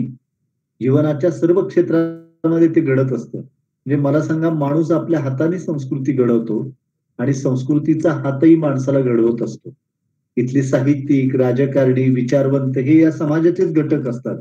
समाजाची जी काही स्थितीगती असते ती त्यांच्या चालण्यातून, वागण्यातून, बोलण्यातून ते अशी प्रतीत होत असते. त्यामुळे मला सांगा की एखाद्या पोत्यातला गहूच जर सडलेला असेल तर त्यापासून पोळ्या बनवल्या काय, पुऱ्या बनवल्या काय किंवा बेकरीचे पदार्थ बनवले काय, ते त्या गुणवत्तेचे होणार नाहीत. त्यामुळं तो जो मूळ प्रवाह आहे तो शुद्ध होणं फार महत्वाचं आहे. आणि ही शुद्धता कशामध्ये येते? माणसाच्या विचारांमध्ये. ती वाचनातून येते. एक तौलनिक विचार, आज आपण नरेंद्र दाभोळकर असतील, त्यांचं सगळं साहित्य जे आहे की ज्या माणसाने आपलं सगळं आयुष्य त्या अंधश्रद्धा निर्मूलन त्यासाठी वाहून घेतलं. नव्या युगाची पहाट झाली विज्ञानाची कास धरू, या मित्रांनो या देशातील अंधश्रद्धा दूर करू, असं म्हणत अंधश्रद्धा निर्मूलनाचा प्रवाह आज जातोय. मी डॉक्टर लागूंशी एकदा बोलत होतो तर डॉक्टर लागू असं मला म्हणाले की अंधश्रद्धेची भिंत इतकी मजबूत आहे की आपण किती त्याच्यावरती डोकं आपटलं तर आपलं डोकं फुटेल, रक्तबंबाळ होईल, पण त्या भिंतीचा एक टवकाही उडणार नाही. माणसामध्ये इतकं स्थितिस्थापकत्व का आलं असेल की आपण विचार आपले बदलायलाच तयार नाही. याचं कारण आपला जो हा टोकदारपणा आलेला आहे, तो टोकदारपणा जर आपल्याला घालवायचा असेल तर मला वाटतं की आपण वाचन केलं पाहिजे. वाचन माणसाला एक समंजस माणूस बनवतं. जीवनामधला सुवर्ण मध्य कशातून साधायचा हे आपल्याला वाचायला शिकवतो. म्हणून सर्व प्रकारचं वाचन आपण केलं पाहिजे. हे चांगल्या आणि वाईट दोन्ही गोष्टी वाचल्याशिवाय चांगलं काय आहे याची जाणीव आपल्याला होऊ शकत नाही. म्हणून मुलांना सगळ्या प्रकारचं वाचन करू दे असं मला वाटतं. त्यामुळं पालकांची ही फार मोठी जबाबदारी आहे की आपल्या पुढच्या पिढ्यांनी जर वाचावं असं त्यांना वाटत असेल तर शिक्षकांनी आणि पालकांनी वाचलं पाहिजे. मी एका इंजिनिअरिंग कॉलेजमध्ये प्राध्यापक म्हणून काम पाहतो आणि मुलांना 3ही वर्ष उत्तम गुण मिळतात. शेवटच्या वर्षी त्यांना नोकऱ्या देण्यासाठी कॅम्पस इंटरव्ह्यूसाठी कंपन्या येतात. मुलांच्या बायोडाटामध्ये लिहिलेलं असतं हॉबीज काय, रीडिंग, पण त्यांना मराठीतला नामवंत लेखक कोण आहे, त्याची 5 पुस्तकं कुठली आहेत हे देखील सांगता येत नाही. अशी सगळी गंभीर परिस्थिती आहे. म्हणजे एकीकडे आर्थिक समृद्धी आली का जागतिकीकरणानंतर आपल्याकडे? तर जरूर आली. म्हणजे जागतिकीकरणानंतर आमच्याकडे आर्थिक समृद्धी आली, पण हा पैसा मॉल, मल्टिप्लेक्स आणि पावभाजी ज्यूस सेंटरमध्ये जितक्या सढळ हाताने खर्च केला जातो तितका पुस्तक खरेदीसाठी केला जात नाही. अशी मोठी अडचण आहे. मला असं वाटतं की खरेदी करून वाचन करणं शक्य नाही, पण उत्तम वाचनालय आज आपल्याकडे जागोजागी आहेत. आणि बापूसाहेबांच्या सारखे जर वाचनप्रेमी, ग्रंथप्रेमी त्या गावामध्ये असतील तर नक्कीच त्या ग्रंथालयांची सुद्धा निगा उत्तम रीतीनं राखली जाईल. पण मला इथे शिक्षकांची जबाबदारी का महत्वाची वाटते तर भाषा आणि साहित्याविषयीचं प्रेम मुलांच्या मनामध्ये निर्माण करण्याचं काम हे केवळ शिक्षक करत असतात. त्यामुळे त्यांनी पाठ्यपुस्तक तर शिकवलंच पाहिजे, पण पाठ्यपुस्तकाबाहेरचं जे जग आहे ते सुद्धा मुलांना शिकवलं पाहिजे. चित्रामधली फुले पाहुनी गंध फुलांचा कळतो कधी, कंदिलाचे चित्र लावून उजेड त्यांचा पडतो कधी, नुसते बनूनी किडे पुस्तकी पंडित तुम्ही बनवू नका, घरट्यामधल्या नवचिमण्यांनो मुक्त उडारे मुक्त फिरा. तर या चिमण्यांना हे जे पंख द्यायचे आहेत हे वाचनाचे पंख आपल्याला द्यायचे आहेत. म्हणजे एक गोष्ट अशी सांगितली जाते की पूर्वी माणसांना सुद्धा पंख होते आणि माणूस असा कुठेही भरारी घेऊ शकत होता. पण मग माणसाला गर्व झाला आणि गर्व झाल्यानंतर देवाकडे त्याचे गर्वहरण करण्याची एक शक्ती असतेच. मग देवाने माणसाचे पंख काढून घेतले आणि मग माणसाला समजलं की आपले पंख देवाने काढून घेतले. माणसाला चूक समजली आणि मग तो पुन्हा परमेश्वराकडे गेला आणि म्हणाला, देवा माझे ते पंख परत दे. तर देव म्हणाला, आता मी ते पंख तुला परत देऊ शकणार नाही, पण पुस्तकांचे पंख लावून तुम्ही उंच भरारी घ्या. त्यामुळं पुस्तकांच्या मध्ये हे सामर्थ्य आहे की तुम्ही अशा प्रकारची उंच भरारी घेऊ शकता. किती माणसाच्या जीवनामध्ये या पुस्तकांनी केवढं परिवर्तन घडवून आणलेलं. पुस्तक म्हणजे केवळ पांढऱ्यावरती लिहिलेला काळा मजकूर एवढ्या मर्यादित अर्थाने पुस्तकांच्याकडे कधीही पाहू नका. एकेका शब्दामध्ये माणसाचं जीवन, त्याचं जगणं बदलून टाकण्याची मोठी ताकद आहे. विवेकानंदांच्या जीवनामध्ये नरेंद्र ते विवेकानंद हे परिवर्तन कसं झालेलं आहे? नरेंद्र ज्यावेळेला कोलकाता कॉलेजमध्ये शिकत होते त्यावेळेला प्राध्यापक हेस्टी नावाचे शिक्षक वर्गामध्ये आले आणि त्यांनी विल्यम वर्ड्सवर्थची एक्सकर्शन नावाची कविता मुलांना शिकवायला सुरुवात केली. आणि त्या कवितेमध्ये तो कवी रानातून, वनातून, जंगलातून फिरत असताना एक प्रकारची शांतता अनुभवतो आणि मग त्या कवीच्या मनामध्ये विचार येतो की या शांततेमागे जी शक्ती ती परमेश्वर आहे का? आणि वर्गामध्ये गॉड हा शब्द उच्चारला जातो. मग नरेंद्र हात वर करतो आणि शिक्षकांना म्हणतो, तुम्ही देव पाहिलेला आहे का? तर त्यावेळेसचे शिक्षक खूप चांगले होते. आजच्यासारखे असते तर म्हणाले असते की गेल्या 5 वर्षात ऑक्टोबर आणि मार्चला हा प्रश्न आलेला नाही, त्यामुळे तू या प्रश्नाच्या भानगडीमध्ये पडू नकोस. पण प्राध्यापक हेस्टी म्हणाले की मला या प्रश्नाचं उत्तर देता येणार नाही, पण दक्षिणेश्वरला रामकृष्ण परमहंस नावाचे साधक आहेत, त्यांच्याकडे तू जा, तुला या प्रश्नाचं उत्तर मिळेल. आणि मग नरेंद्र रामकृष्ण परमहंसांच्याकडे गेला. दोघांच्या मध्ये प्रश्नोत्तर झाली. अगदी अंधश्रद्धेला बळी पडून त्यांचं शिष्यत्व त्यांनी स्वीकारलं असं घडलेलं नाही. त्यांनी प्रश्न विचारले की या जगामध्ये देव आहे का? परमहंसांनी सांगितलं हो आहे. तो तुम्ही पाहिलेला आहे का? परमहंसांनी सांगितलं हो पाहिलेला आहे. मग नरेंद्रने विचारलं तो तुम्ही मला दाखवू शकाल का? परमहंस म्हणाले हो मी तो तुला दाखवू शकेल. आणि मग त्यांनी त्यांचं शिष्यत्व स्वीकारलं आणि नरेंद्रचा विवेकानंद होण्यासाठी एक कविता कारणीभूत ठरलेली आहे. आज मला अतिशय आनंद होतो की कवडे सरांना तुम्ही अध्यक्ष केलेलं आहे. ते उत्तम कवी आहेत. अनेक संस्कारक्षम कविता त्यांनी उत्तम लिहिलेल्या आहेत. त्यामुळे कवितेची ताकद काय आहे, जे अनेक शब्दामध्ये व्यक्त करता येत नाही, एका कवितेमध्ये. ज्यावेळेला महाराष्ट्रामध्ये काही वर्षापूर्वी मोठा पूर आलेला होता, सगळ्या वर्तमानपत्राने अग्रलेख लिहिले, सगळं जनजीवन विस्कळीत होऊन गेलं, हजारो लोकांचे आयुष्य उद्ध्वस्त झाले, सगळ्यांनी अग्रलेख लिहिले. विठ्ठल वाघांनी 4च ओळी लिहिल्या होत्या. नाव गेले गाव गेले आकाश तेही फाटले, ते शिवाया माणसांचे हात पिके वाटले. ही कवितेची ताकद आहे. त्यामुळं गदिमांच्या कविता ऐकल्याशिवाय नाचरे मोरा न ऐकता एकही मुलगा मोठा होऊ शकणार नाही. हे आपल्या संस्कृतीने दिलेलं केवढं मोठं एक संचित आपल्याकडे आहे. ही साहित्याची मोठी ताकद आहे.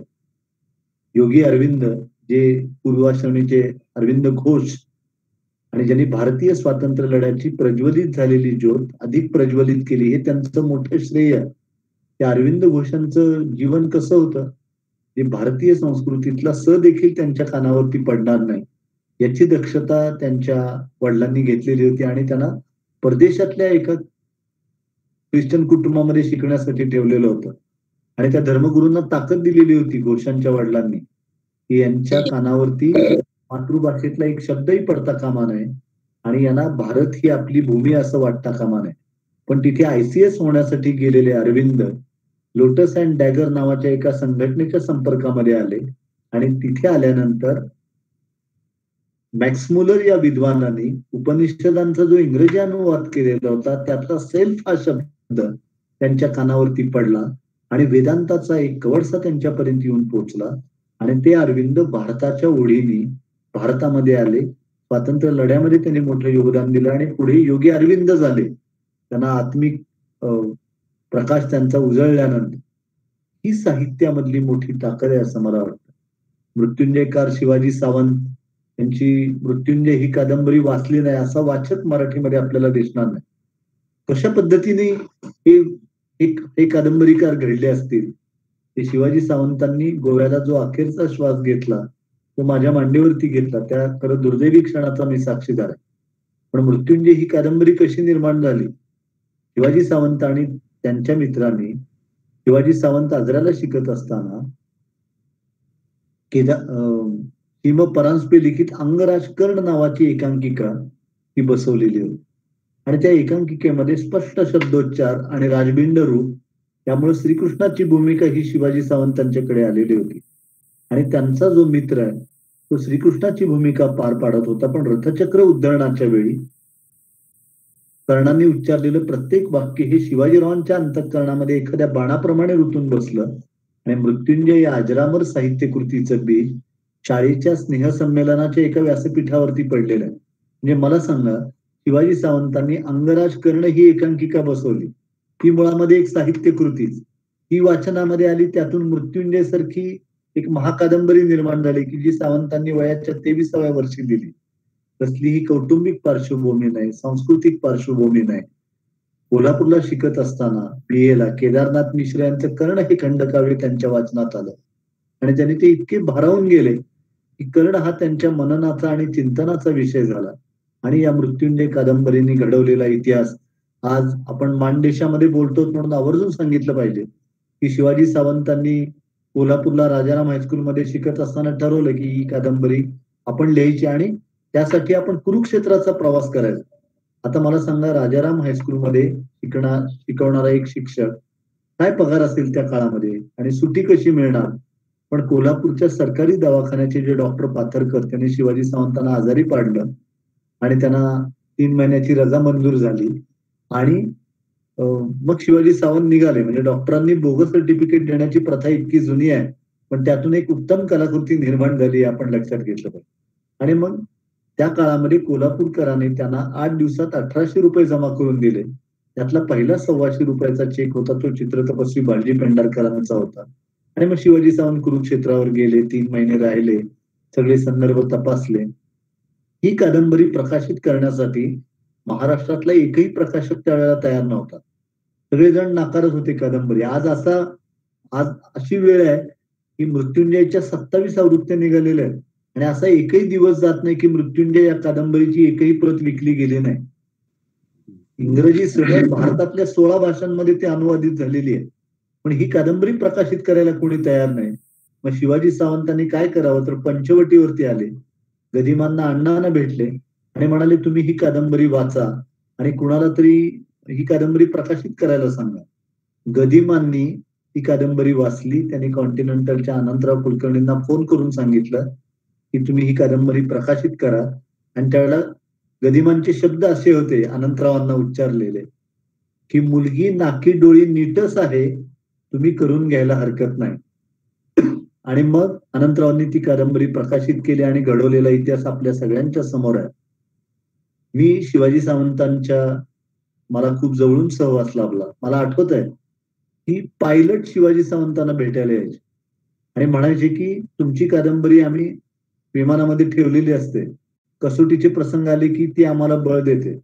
बुद्धिबळपटू त्यांना भेटायला यायचे। खरं तर बुद्धिबळाचा आणि एखाद्या पौराणिक कादंबरीचा काय संदर्भ, पण ते शिवाजी सावंतांना सांगायचे की तुमच्या या कादंबरीमुळे आम्हाला बळ मिळतं। काश्मीरमध्ये ज्यावेळेला हजरतबालचं प्रकरण घडलेलं होतं आणि लोकसत्ताचे संपादक माधव गडकरी त्या ठिकाणी गेलेले होते, तर त्यांनी तिथल्या हिंदी सैनिकांना विचारलं, आतमध्ये अतिरेक्यांना रसद पुरवली जात होती आणि बाहेर आपले सैनिक विमनस्क मनस्थितीमध्ये लढत होते। गडकरींनी विचारलं की या कठीण परिस्थितीत तुम्ही कसं काय लढू शकता? त्यावेळेला एका हिंदी सैनिकांनी खिशातून मृत्युंजयची हिंदी प्रत बाहेर काढली आणि म्हणाले याच्या बळावरती आज आम्ही लढतो आहोत। त्यामुळे ही साहित्यामधली मोठी ताकद आहे। डॉक्टर बाबासाहेब आंबेडकर असं म्हणत असत की उद्या माझ्या घरावरती जप्ती आली, माझ्या घरातले दागदागिने सोनं नाणं सगळं गेलं तरी चालेल, पण माझ्या ग्रंथांना जर कुणी हात लावला तर मी ते कधीही सहन करणार नाही। कारण ज्यावेळी सगळ्या जगाने मला अंधाराच्या खाईमध्ये ढकललेलं होतं, त्यावेळेला मला प्रकाशवाटा दाखवण्याचं काम हे केवळ आणि केवळ पुस्तकाने केलेलं आहे। हे मानवी जीवनातलं पुस्तकाचं महत्वाचं स्थान आहे असं मला वाटतं। त्यामुळे आपण सगळ्यांनी हे वाचलं पाहिजे, विनोदी साहित्य वाचलं पाहिजे। आचार्य अत्रेंच्यासारखा माणूस म्हणजे अष्टपैलू आणि चतुरस्त्र हे शब्द सुद्धा फिके पडावेत, इतकं विलक्षण रसायन असलेलं हे व्यक्तिमत्व कसं घडलं? आज आपण जीवनातल्या छोट्या छोट्या प्रसंगांनी बावरून जातो, गांगरून जातो। म्हणून मला असं वाटतं की आजची जी तरुण पिढी आहे, त्या तरुण पिढीने अत्रेंचं मी कसा झालो हे पुस्तक आवर्जून वाचलं पाहिजे। आज व्यंकटेश माडगुळकरांचं कोवळे दिवस हे पुस्तक वाचलं पाहिजे। आपल्या गदिमांचं वाटेवरच्या सावल्यासारखं पुस्तक आवर्जून वाचलं पाहिजे की आयुष्यामध्ये ऊन खूप होतं, पण या उन्हामध्ये सावल्या देणारी कोण कोण माणसं त्यांना भेटली। गदिमांच्या जन्मशताब्दीचा प्रारंभ जो झाला पुण्यामध्ये, तो माझ्या व्याख्यानाने झाला। आणि गदिमांच्या लेखनाचं एक वैशिष्ट्य असं, गदिमांचं आपल्याला फक्त काव्य लेखनच माहितीये, गीत लेखन माहितीये, गीत रामायणामुळे गदिमा आपल्या सगळ्यांना माहिती आहे। पण गदिमांनी ज्या कथा लिहिल्या, कादंबऱ्या लिहिल्या, नाटकं लिहिली आणि विशेषतः जे आत्मपर लेखन लिहिलं ते किती महत्वाचं आहे। आणि गदिमांच्या आत्मपर लेखनाचं वैशिष्ट्य असं की ज्यांनी त्यांना आयुष्यामध्ये कणभर मदत केली, त्यांच्याविषयीची मनभर कृतज्ञता ही गदिमांच्या लेखनामध्ये आपल्याला दिसते। त्यांनी वि स खांडेकरांच्या संदर्भातला एक सुंदर प्रसंग वाटेवरच्या सावल्यामध्ये लिहिलेला आहे। काय घडलं होतं तर गदिमांच्या कुटुंबियांची म्हणजे वडिलांची बदली झालेली होती आणि गदिमा त्यावेळेला कोल्हापूरला गेलेले होते। आचार्य अत्रेंनी त्यांना सांगितलं की आपण कोल्हापूरला जा, तुम्हाला कुठल्या तरी चित्रपटामध्ये काहीतरी काम मिळवून देण्याच्या दृष्टीने मी प्रयत्न करेन. गदिमा कोल्हापूरला गेले, कुठेतरी राहायचं, कुठेतरी खायचं, जीवनामध्ये कसल्याही प्रकारची स्थिरता नाही. त्यावेळेला ते वि. स. खांडेकरांच्याकडे लेखनिक म्हणून काम पाहत होते. आणि असंच एक दिवस काम करून घरी आले तर व्यंकटेश तात्या आले तितक्यात. आणि आल्यानंतर व्यंकटेश तात्यांच्या डोळ्यामध्ये पाणी आलं. गरिमाने विचारलं, तात्या काय झालं रडायला? तर व्यंकटेश तात्या म्हणाले की आपल्या वडिलांची बदली झालेली आहे आणि गावातल्या लोकांनी आपल्या बैलगाड्या अडवल्यात, कारण देणेकऱ्यांची देणी आपण देऊ शकलेलो नाहीये आणि म्हणून वडील खूप दुःखी आहेत आणि पैशाची काहीतरी व्यवस्था तू करावी म्हणून मी या ठिकाणी आलो.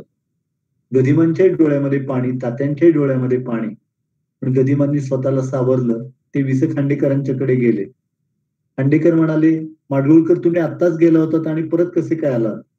तर गदिमा म्हणाले की खांडेकर तुम्ही मला 50 रुपये उसने देऊ शकाल का? तर खांडेकर गेले आतमध्ये, त्यांनी 50 रुपये आणले आणि गदिमांच्या हातामध्ये दिले. गदिमांनी त्या पुस्तकामध्ये असं लिहिलंय की ते 50 रुपये खांडेकरांच्या दृष्टीने फार महत्वाचे नव्हते, पण त्या 50 रुपयांनी माझ्या आयुष्यामध्ये मला काय काय मिळालं. एकतर ते 50 रुपये मिळाल्यामुळे मी गावी जाऊ शकलो, देणेकऱ्यांची देणी फेडू शकलो, सामानाने भरलेल्या गाड्या ज्या देणेकऱ्यांनी अडवून ठेवलेल्या होत्या त्या परत सोडू शकलो आणि मुख्य म्हणजे आपला मुलगा आपल्या घरासाठी काहीतरी करू शकतो असा आत्मविश्वास मी आई वडिलांच्या मनामध्ये निर्माण करू शकलो. हे सगळं गदिमांचं लेखन वाचल्यानंतर आज आपण ग्रामीण भागामधली जी माणसं आहोत, मुळामध्ये मानदेशातली असो किंवा आमच्या सोलापूर जिल्ह्यातली माणसं असो, दुष्काळाचा आपल्याला सतत सामना करावा लागतो, सतत संकट आहे. पण या संकटातही कसं उभं राहायचं हे गदिमा, तात्या, शंकरराव खरात या सगळ्यांचं लेखन वाचल्यानंतर आपल्या लक्षामध्ये येतं. आज आपल्या सगळ्यांची मनं जी आहेत ती भीतीने काळवंडलेली आहेत, निराशेने ग्रासलेली आहेत. आपण यातून उठून उभा राहू की नाही अशा प्रकारचा एक नैराश्यवाद सगळीकडे आज आपल्याला डोकावताना दिसतोय. अशा पार्श्वभूमीवरती हे सगळं लेखन आपण वाचलं पाहिजे असं मला वाटतं. आणि आज अनुवादाचं दालन तर केवढ्या मोठ्या प्रमाणावरती आपल्या सगळ्यांच्यासाठी खुलं झालेलं आहे. इतर भाषेतल्या उत्तम कलाकृती या मराठीमध्ये अनुवादित होत आहेत आणि त्यामुळे तिथली भाषा, संस्कृती शेवटी जगाच्या कानाकोपऱ्यात कुठेही जा, माणसाच्या रक्ताचा रंग लालच आहे, त्याच्या घामाचा वास तोच आहे, त्याच्या अश्रूची चव खारटच आहे. त्यामुळे भावभावना सगळीकडे किती सारख्या आहेत हे आपल्याला या सगळ्या साहित्यकृती वाचल्यानंतर लक्षामध्ये येतं. आणि मला आज असं जाणवतं की तुम्ही कुठल्याही माध्यमातून वाचा, ही पुस्तकं वाचा, ऑडिओ पुस्तकं ऐका, पण वाचनाशी तुमचा संबंध हा जोडला गेलाच पाहिजे. आणि जसं आजकाल डॉक्टर सांगतात की तुम्ही व्यायाम केला नाही तर तुम्हाला जेवण करण्याचा अधिकार नाही, इतकं व्यायामाचं आणि जेवणाचं नातं आहे. तर मला असं वाटतं की वाचनाचं सुद्धा तसंच आहे. तुम्ही एक पान जरी वाचलं नाही, आज काहीतरी एखादा नवीन विचार आत्मसात केला नाही, तर आज आपला दिवस फुकट गेला का याचा सुद्धा विचार तुम्ही निश्चितपणाने केला पाहिजे. तेव्हा ही आपल्याला अंतरंगाला समृद्ध करणारीच गोष्ट आहे वाचन ही. त्यामुळे सुधारणांचा रथ कितीही वेगाने धावला तरी त्याचं सारथ्य संस्कृतीने केलं पाहिजे असं माझे गुरु प्राचार्य शिवाजीराव भोसले म्हणत असत. आणि त्यामुळे ते असं सांगायचे की पक्वान्नांचा गुणाकार झाला तरी जीवनसत्वांचा भागाकार होता कामा नये. आज सगळीकडे प्रचंड समृद्धी आहे, गाड्या आहेत, घोडे आहेत, तंत्रज्ञान आहे, सगळ्या वस्तूंनी घरं भरलेली आहेत, पण पुस्तकांना स्थान असू नये जीवनामध्ये, ही फार भयानक गोष्ट आहे. तर बंधू भगिनीनो, आपण तुम्ही मला दिसताय, मी तुम्हाला दिसतोय, पण एकमेकांच्या मुद्रेवरचे भाव आपल्याला अनुभवता येत नाही, तरी आपण वक्तृत्वाचा आनंद घेतो आहोत. तर हे सगळं असं जे गमतीशीर वातावरण आज निर्माण झालेलं आहे, या पार्श्वभूमीवरती सुद्धा बापूंचा वाढदिवस आपण इतक्या वेगळ्या पद्धतीने साजरा करत आहात आणि समारोपासाठी आपण मला बोलवलं. त्यामुळं दिनेशजी, पडळकर सर आणि आजच्या कार्यक्रमाचे अध्यक्ष असलेले आमचे मित्र कवडे सर, या सगळ्यांना मी मनपूर्वक धन्यवाद देतो. आणि आपण सुद्धा सर्व मंडळी, वाचन करणं सोपं आहे, पुस्तक कधीही बाजूला ठेवता येतं, पण तरी सुद्धा व्याख्यान सुद्धा या पद्धतीने ऐकलं पाहिजे अशा प्रकारच्या भावनेने आपण या कार्यक्रमामध्ये सहभागी झाला. मी बापूंना वाढदिवसाच्या निमित्ताने मनपूर्वक शुभेच्छा देतो. त्यांना परमेश्वराने दीर्घायुरारोग्य द्यावं, कारण साहित्याभिमुख समाज घडण्यासाठी, पुस्तकाभिमुख समाज घडण्यासाठी बापूंच्या सारख्या माणसांचं या समाजामध्ये असणं, त्यांना दीर्घायुष्य मिळणं, त्यांनी कार्यरत असणं, वाचन संस्कृतीला बळ देणं, ही गोष्ट खूप महत्वाची आहे.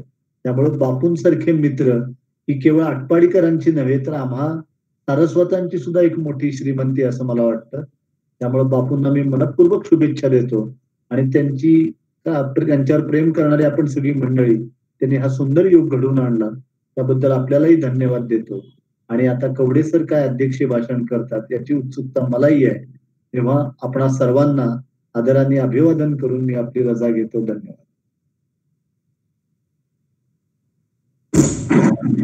सर, खूप आनंद झाला. आजचा आनंदाचा दिवस तुम्ही आणखी आनंदित केला आणि आम्हाला आठवण झाली ती प्राचार्य शिवाजीराव भोसले सर यांच्या व्याख्यानांची. कोणताही प्रसिद्ध लेखक आणि त्या लेखकाचा आशय तुम्ही सोडलेला नाही.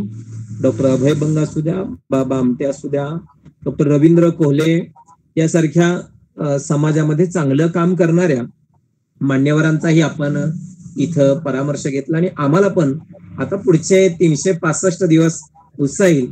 पण सर, आम्ही सांगतो की एवढ्यावर आम्ही समाधानी नाही, तर तुम्हाला परत आमच्या आठपाडीमध्ये येऊन चांगल्या पद्धतीनं प्रत्यक्षात भेटून तुम्हाला हा कार्यक्रम करावा लागेल हीच आम्ही अपेक्षा करतो. आणि लक्षात असू द्या की तुम्ही 2 ते 3 वेळा उल्लेख केला की गेली 16 वर्ष चाललेलं व्यासपीठ आहे. अखंडित ठेवण्याचा हे व्यासपीठ आमचा प्रयत्न आहे. या व्याख्यानमालेच्या परंपरेमध्ये आपलं नाव नक्कीच सुवर्ण अक्षराने लिहिलं जाईल असं मला वाटतं. आणि या आमच्या कार्यालाही तुम्ही शुभेच्छा दिलेल्या आहेत.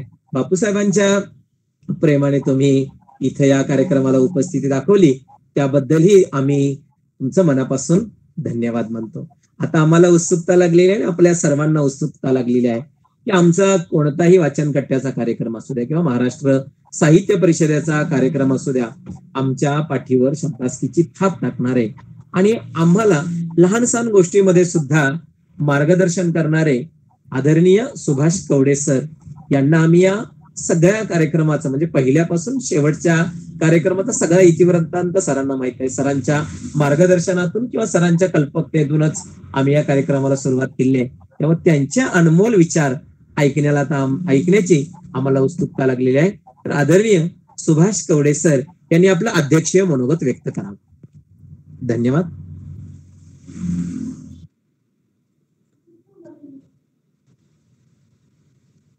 महाराष्ट्र साहित्य परिषद पुणे ख्यातकीर्त संस्थेचे कार्याध्यक्ष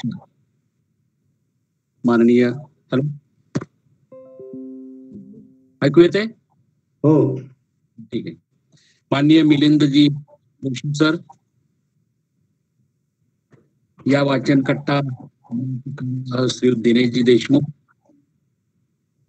प्राध्यापक विजय शिंदे सर, सूत्रसंचालन करणारे आमचे मित्र प्राध्यापक श्रीकृष्ण पुंडलकर सर,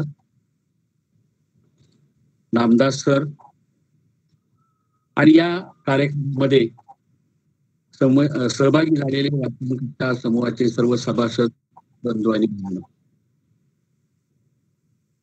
खूप चिंतनगर्भ अशा प्रकारचं व्याख्यान आपण या ठिकाणी ऐकलेलं आहे. त्यामुळे औपचारिकता या नात्याने एक 5 ते 7 मिनिटांमध्ये मी माझा अध्यक्षीय मनोगत या ठिकाणी थोडक्यात व्यक्त करणार आहे. आता सर म्हटल्याप्रमाणे एका विचित्र वातावरणामध्ये आपण आजच्या या कार्यक्रमाला सामोरं जातो आहोत. एकीकडे भयग्रस्त वातावरण आहे, आपण तुम्हाला भेटू शकत नाही, तरी देखील आपली 15-16 वर्षाची जी बापूसाहेबांच्या वाढदिवसाची साहित्यिक उपक्रमाची जी परंपरा आहे ती खंडित करायची नाही या भावनेने आपण परिश्रमपूर्वक यावर्षी 5 दिवसाचा वाचन सप्ताह कार्यक्रम आयोजित केला. मी मिलिंदजी जोशी सरांच्यासाठी अर्ध्या मिनिटामध्ये त्या 5 दिवसामध्ये आपण पहिल्या दिवशी माझे वाचन अनुभव याविषयी परिसंवाद घेतला. शंकरराव खरात साहेबांच्या जन्मशताब्दीचं औचित्य साधून त्यांच्या साहित्यावरती एक परिसंवाद घेतला, एक कवी संमेलन घेतलं, एक महत्वाचा कार्यक्रम घेतला, बालवाचक मेळावा घेतला की त्याच्यामध्ये शालेय विद्यार्थी सहभागी झालेले होते.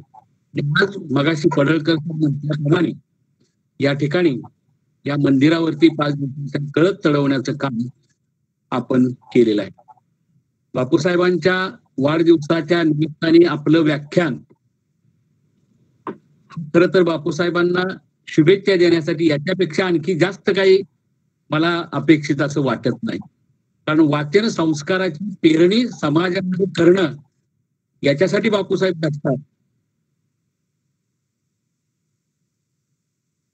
मुद्दा अत्यंत प्रकरणी कुणाकुणा सांगितला की मित्रांनो, सर्वंकष वाचन करा.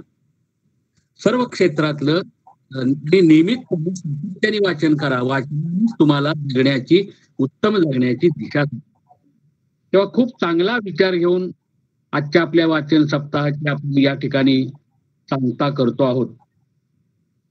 बापूसाहेबांचं कार्यक्षेत्र, त्यांचं व्यक्तित्व, त्यांचं नेतृत्व हे चौफेर आहे असं आम्ही म्हणतो. एक बहुआयामी व्यक्तिमत्व असणार ते एक आपल्या आटपाडी तालुक्याचे नेते आहेत.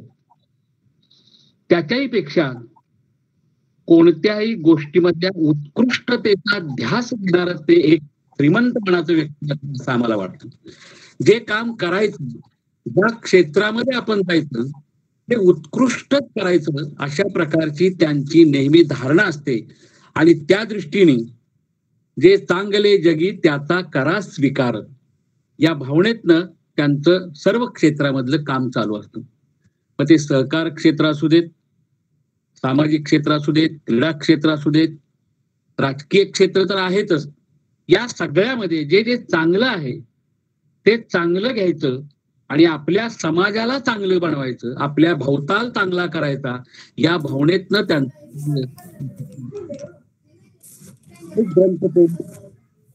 वाचक, साहित्यप्रेमी, कलाप्रेमी अशा विविध अंगांनी आमचा आणि त्यांचा सातत्याने.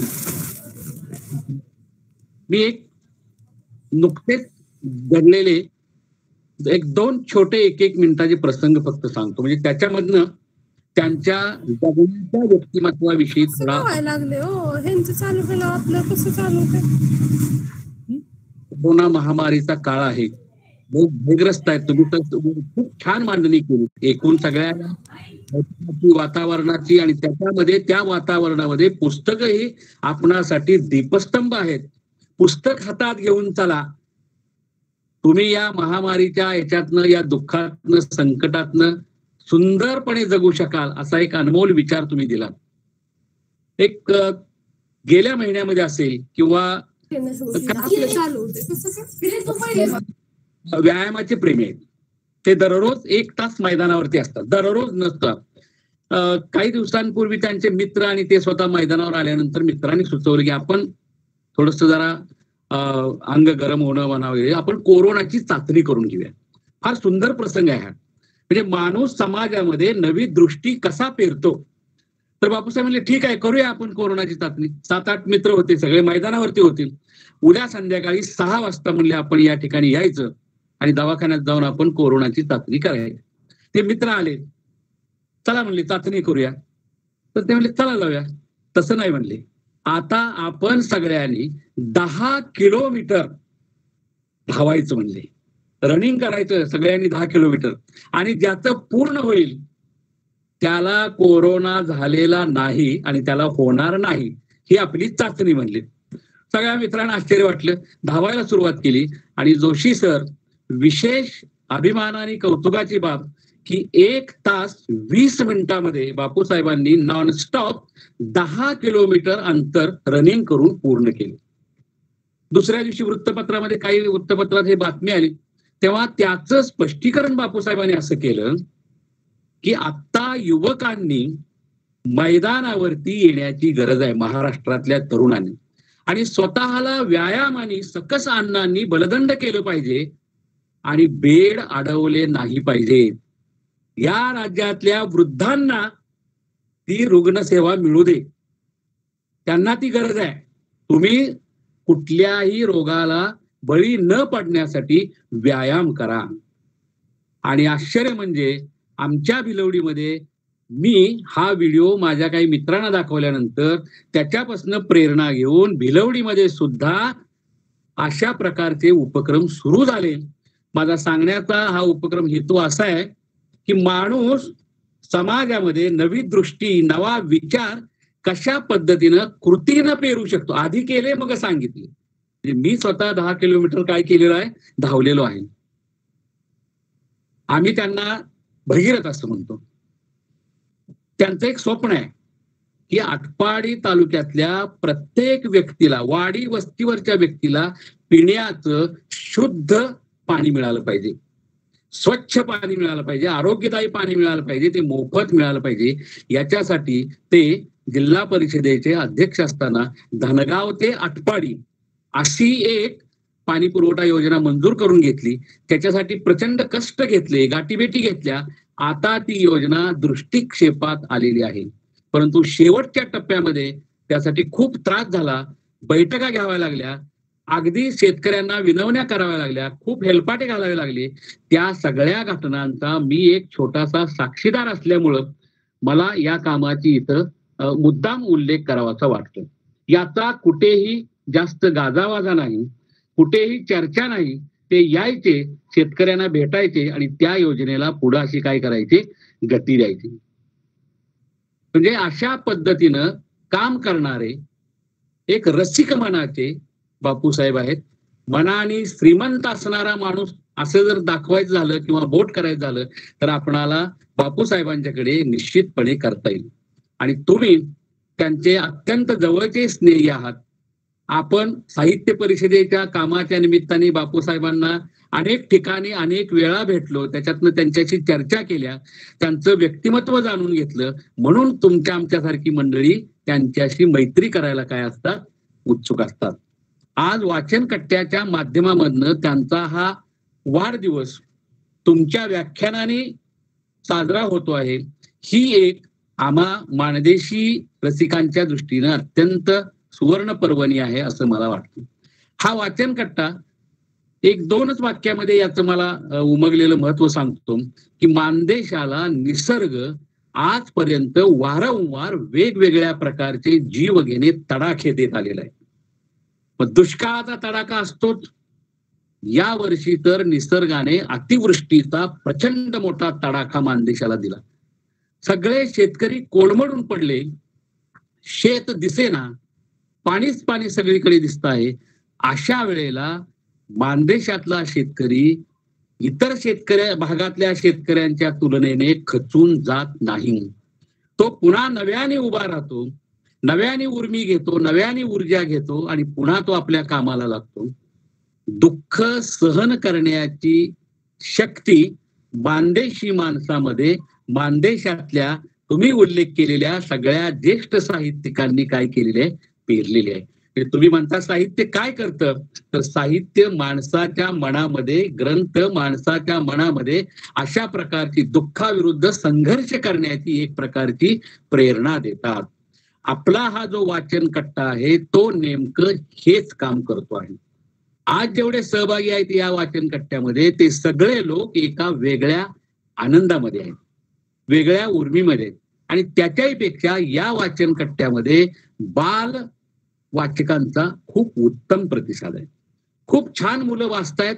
कालचा जो बालवाचक मेळावा झाला त्याच्यामध्ये मुलांनी पुस्तकांचं परीक्षण सांगितलं, पुस्तकांची माहिती सांगितली. या वर्षामध्ये मी काय काय वाचलं त्याच्याविषयी ती मुलं बोलली. म्हणजे या वाचन कट्ट्याच्या माध्यमामधनं उद्याचा गुणवंत, समंजस, सुजान, सुसंस्कृत नागरिक घडवला जातो आहे. हे याचं एक फार मोठं काय यश आहे. त्यामुळं या वाचन कट्ट्याकडे आम्ही अत्यंत आस्थेने पाहतो, अत्यंत आस्थेने याच्यामध्ये आम्ही सहभाग घेतो. आपण म्हणतो की युवक चंगळवादी होतो आहे, युवक भोगवादी होतो आहे, तो राजकारणाच्या अधीन जातो आहे, मग त्याच्यातनं भ्रष्टाचाराचे प्रश्न निर्माण होत आहेत, महिलांच्या अत्याचाराचे प्रश्न होत आहेत. तुमच्याच व्याख्यानाचा, प्रदीर्घ उत्तम व्याख्यानाचा धागा पकडून एकच वाक्य सांगतो, या सर्व सामाजिक प्रश्नांची उत्तरं आपणाला पुस्तकामध्येच फक्त मिळणार आहेत. तुम्ही जे पुन्हा पुन्हा सांगितलं की कुठलाही सामाजिक प्रश्न असू देत, काही असू देत, तुम्हाला ग्रंथच शेवटी तुमच्या जीवनाची नौका पैल तीरावरती सुखरूप व्यवस्थित नेणार आहे. पण तुम्ही दुसरा एक मुद्दा सजग केला, सावध केला की चांगलं वाचा, उत्तम वाचा. नामवंत लेखकांनी जी ग्रंथ नौका भरून ठेवलेली आहे त्याचा अंगीकार करा, त्याचा स्वीकार करा. तर आमच्या या वाचन कट्ट्याच्या सगळ्या सदस्यांना, सगळ्या आमच्या मानदेशामधल्या सर्व रसिकांना आपलं व्याख्यान एक अत्यंत चैतन्यदायी ठरलेलं आहे, स्फूर्तिदायी ठरलेलं आहे. काहीतरी वाचलं पाहिजे. सतत दिसा माझी दिस वाचित जावे. आणि तुम्ही म्हणला तसं वाचता वाचता तुम्ही लिहित जाणार आणि लिहिता लिहिता तुम्ही एक नामवंतांच्या यादीमधली कदाचित लेखक व्हाल. गरिमा खरात साहेब यांचा तुम्ही उत्तम प्रकारे वारसा चालवाल असंही तुम्ही सांग. जो जे वांचील तो ते लाभो, तसं जो जे वांचील तो ते वाचो. ज्याला जे आवडतं ते त्यानं वाचा, पण भरपूर वाचा आणि सर्वंकष वाचा. ही आपली भूमिका आम्हा सगळ्यांना अत्यंत प्रेरणादायी ठरलेली आहे. मी पुन्हा एकदा आपणा सर्वांच्या वतीनं बापूसाहेबांच्या वाढदिवसाच्या निमित्ताने त्यांना मनापासून शुभेच्छा देतो. बापूसाहेब तुम्हाला लाख लाख शुभेच्छा. बापूसाहेब तुम्हाला लाख लाख शुभेच्छा. तुमची चौफेर प्रगती व्हावी याच आमच्या मनापासून सदिच्छा, याच आमच्या मनापासून सदिच्छा. आणि तुमच्या चौफेर प्रगतीमध्ये मानदेशाची प्रगती दडलेली आहे. तुमची प्रगती याचा अर्थ समाजाची प्रगती, कारण तुमच्या प्रगतीतनच समाजाला तुम्ही बरोबर घेऊन जाणार आहात. म्हणून तुम्हाला शुभेच्छा देत असताना आम्हाला खूप आनंद होतो. आणि आमच्या सगळ्या महाराष्ट्रातल्या साहित्यिकांचे कर्णधार प्राध्यापक मिलिंद जोशी सरांनी आपणाला शुभेच्छा दिलेल्या आहेत. याच्यासारखा आणखी दुसरा आनंदाचा भाग कोणता असू शकतो. त्याच्यामुळं खूप आजचा दिवस चांगला झाला. खूप आनंददायी व्याख्यान आपणाला एक ऐकायला मिळालं. सर्वंकष व्याख्यानाचे संदर्भ ऐकायला मिळाले. त्याच्याबद्दल आम्ही भरून पावलो. आणि तुम्ही सांगितल्याप्रमाणे मनाने श्रीमंत व्हा. घरामध्ये सर्व सगळं काही असू दे, पण पुस्तकाला सुद्धा तसंच एक सुंदर कपाट असू दे. देवघर असू देत, तसंच त्या लागून एक छोटस ग्रंथघर असू देत. हा एक तुमचा संदेश खूप मोलाचा ठरला. म्हणून माणसानं आयुष्यामध्ये खूप पैसे मिळवा, खूप चांगल्या पद्धतीने जगा, पण त्याच्याबरोबर मनाची श्रीमंती वाढवा. आणि ही मनाची श्रीमंती वाढवण्यासाठी फक्त आणि फक्त ग्रंथ माझे मित्र, ग्रंथ माझा सखा, ग्रंथ माझे गुरु याच्याशिवाय अन्य पर्याय नाही.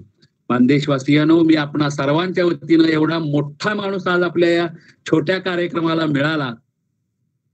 खरं तर बापूसाहेबांचा वाढदिवस म्हणजे छोटा कार्यक्रम नाही, परंतु आपण एकमेकांना भेटू शकत नाही, बघू शकत नाही, तरी देखील मिळाला. त्यांनी 1 तास 1.5 तास आपल्यासाठी दिला. मी त्यांचं मनापासून या ठिकाणी आभार मानतो. बापूसाहेबांना मनापासून शुभेच्छा देतो आणि मी थांबतो. धन्यवाद.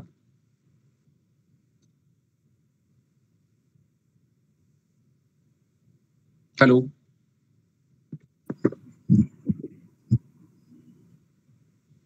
पडळकर सर.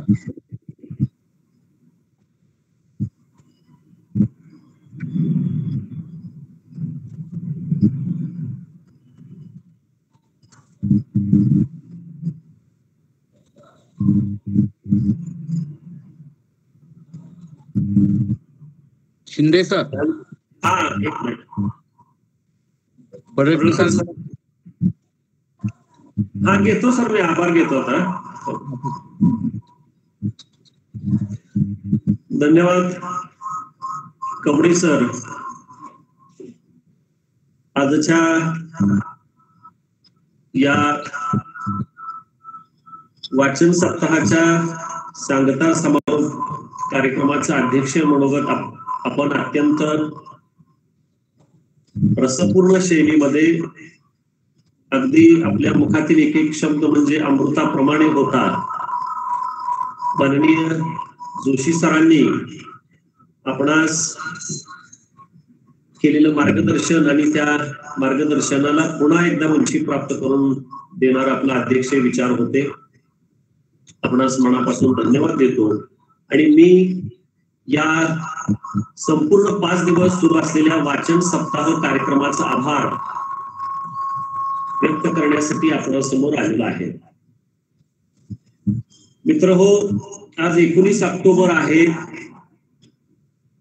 आटपाडी तालुक्याचे नेते, सांगली जिल्हा परिषदेचे माजी अध्यक्ष, द आटपाडी एज्युकेशन सोसायटीचे चेअरमन, महाराष्ट्र साहित्य परिषद पुणे शाखा आटपाडी या शाखेचे अध्यक्ष, आपणा सर्वांचे प्रेरणास्थान, मार्गदर्शक आदरणीय अमरसिंह बापूसाहेब देशमुख यांचा आज वाढदिवस आहे. आणि या वाढदिवसाच्या प्रसंगी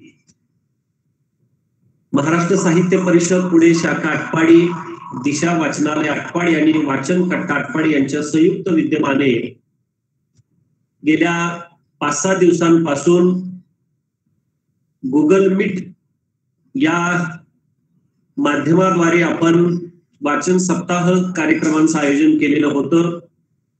दिनांक 15 ऑक्टोबर ते 19 ऑक्टोबर असा हा कार्यक्रम सुरू होता. या कार्यक्रमासाठी आपणा सर्वांना खऱ्या अर्थानं जी प्रेरणा मिळत असते, मार्गदर्शन मिळत असतं, ते आदरणीय अमरसिंह बापू देशमुख त्यांना मी या ठिकाणी आपणा सर्वांच्या वतीनं वाढदिवसाच्या लाख लाख शुभेच्छा देतो.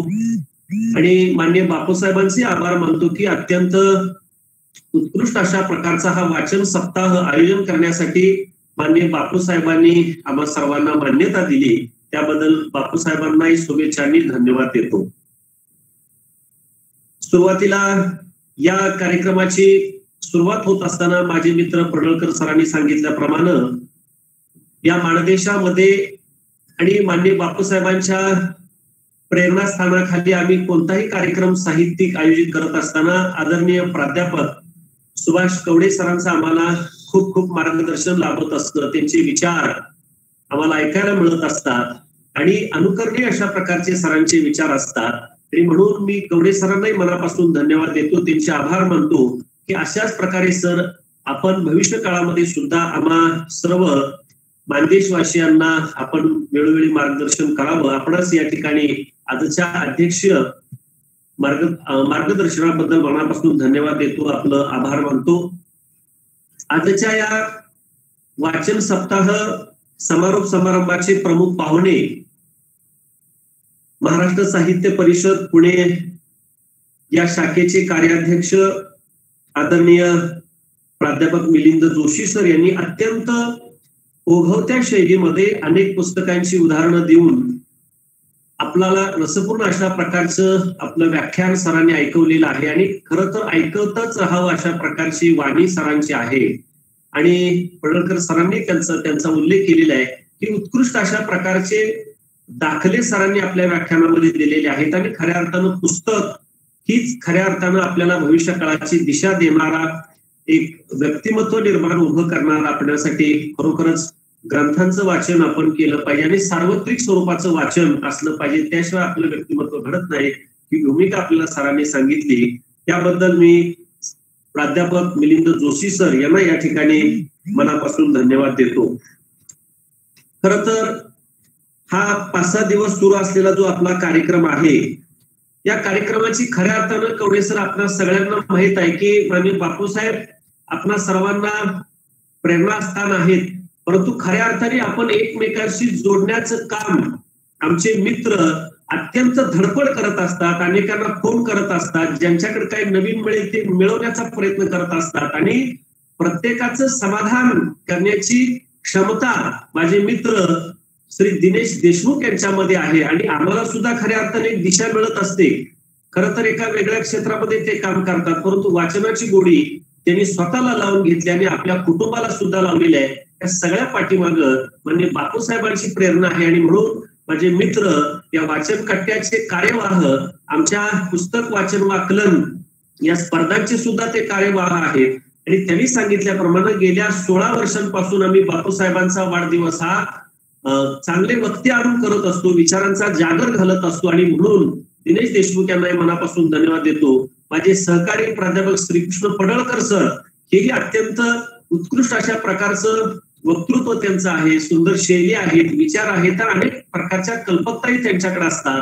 माझे मित्र मिलिंद वाले सर असतील, त्याचबरोबर आमच्या अमरसिंह बापू देशमुख विचारमंच आमचा आहे त्याचे सर्व सदस्य असतील, या स्पर्धेचे वाचन कट्ट्याचे सर्व सदस्य असतील, यांना या ठिकाणी मी मनापासून खऱ्या अर्थानं धन्यवाद देतो. दिशा वाचनालय आटपाडीमध्ये आहे आणि त्याचे प्रमुख जे आहेत आदरणीय प्रकाश नामदास सर मुख्याध्यापक आहेत. सरांचं सुद्धा आम्हाला अत्यंत चांगलं सहकार्य लाभत असतं. त्यांच्या पत्नी मॅडम असतील, आमच्या विभूती मॅडम असतील, चांडोले मॅडम असतील, मुक्तेश्वर माडगुळकर मॅडम असतील, तर अशा ह्या वाचन कट्ट्यामधील अनेक असे सगळे सहकारी आहेत की त्यांची अत्यंत मोलाची साथ आम्हाला या ठिकाणी मिळत असते. त्याचबरोबर वेळोवेळी आम्हाला खऱ्या अर्थानं या श्रीमंत बाबासाहेब देशमुख महाविद्यालयाचे माजी प्राचार्य आणि द्याटपाडी एज्युकेशन सोसायटीचे उपाध्यक्ष आदरणीय डॉक्टर सुभाष कारंडे सर अत्यंत मोलाचं सहकार्य करत असतात, वेळोवेळी सांगत असतात. आणि माझ्यामध्ये तर शुद्ध लेखनात्मक दृष्टी आणण्याचं काम कारंडे सरांनी खऱ्या अर्थानं केलं हे मी आवर्जून सांगू इच्छितो. कारंडे सरांचा सुद्धा आज वाढदिवस आहे. आपल्या सर्वांच्या वतीनं आदरणीय डॉक्टर सुभाष कारंडे सरांनाही मी या ठिकाणी वाढदिवसाच्या लाख लाख शुभेच्छा देतो. त्याचबरोबर महाविद्यालयाचे आताचे प्रभारी प्राचार्य डॉक्टर विजय लोंढे सर हेही आम्हाला सातत्यानं मार्गदर्शन करत असतात, सहकार्य करत असतात, मदत करत असतात. त्यांनाही मनापासून मी धन्यवाद देतो. आपल्या या वाचन सप्ताहाच्या माध्यमातून 15 तारखेला आपण परिसंवादाचं आयोजन केलेलं होतं. यामध्ये वाचनाचे जीवनातील महत्व याचे अध्यक्ष प्राध्यापक विश्वनाथ जाधव सर होते, ज्येष्ठ साहित्यिक आटपाडीचे. यामध्ये सहभागी झालेले वक्ते होते श्रीमती वैशाली चांडोले मॅडम, जयसिंग देशमुख सर, श्री प्रसाद भडसावळे पुणे त्यांचं उत्कृष्ट असं मार्गदर्शन लाभलं आणि सूत्रसंचालन पडळकर सरांनी केलेलं होतं. सर्वांना मनापासून धन्यवाद देतो, त्यांचे आभार मानतो. 16 तारखेच्या कार्यक्रमामध्ये आपण डॉक्टर शंकरराव खरातांच्या जन्मशताब्दी निमित्त डॉक्टर शंकरराव खरात जीवन आणि साहित्य या विषयावरील परिसंवाद आयोजित केलेला होता. या परिसंवादाचे अध्यक्ष होते प्राचार्य डॉक्टर सुभाष कारंडे सर आणि या परिसंवादामध्ये सहभागी झालेले वक्ते होते सौ सारिका देशमुख मॅडम, श्री राजेंद्र होनमाने सर मुंबई आणि मी स्वतः विजय शिंदे सर.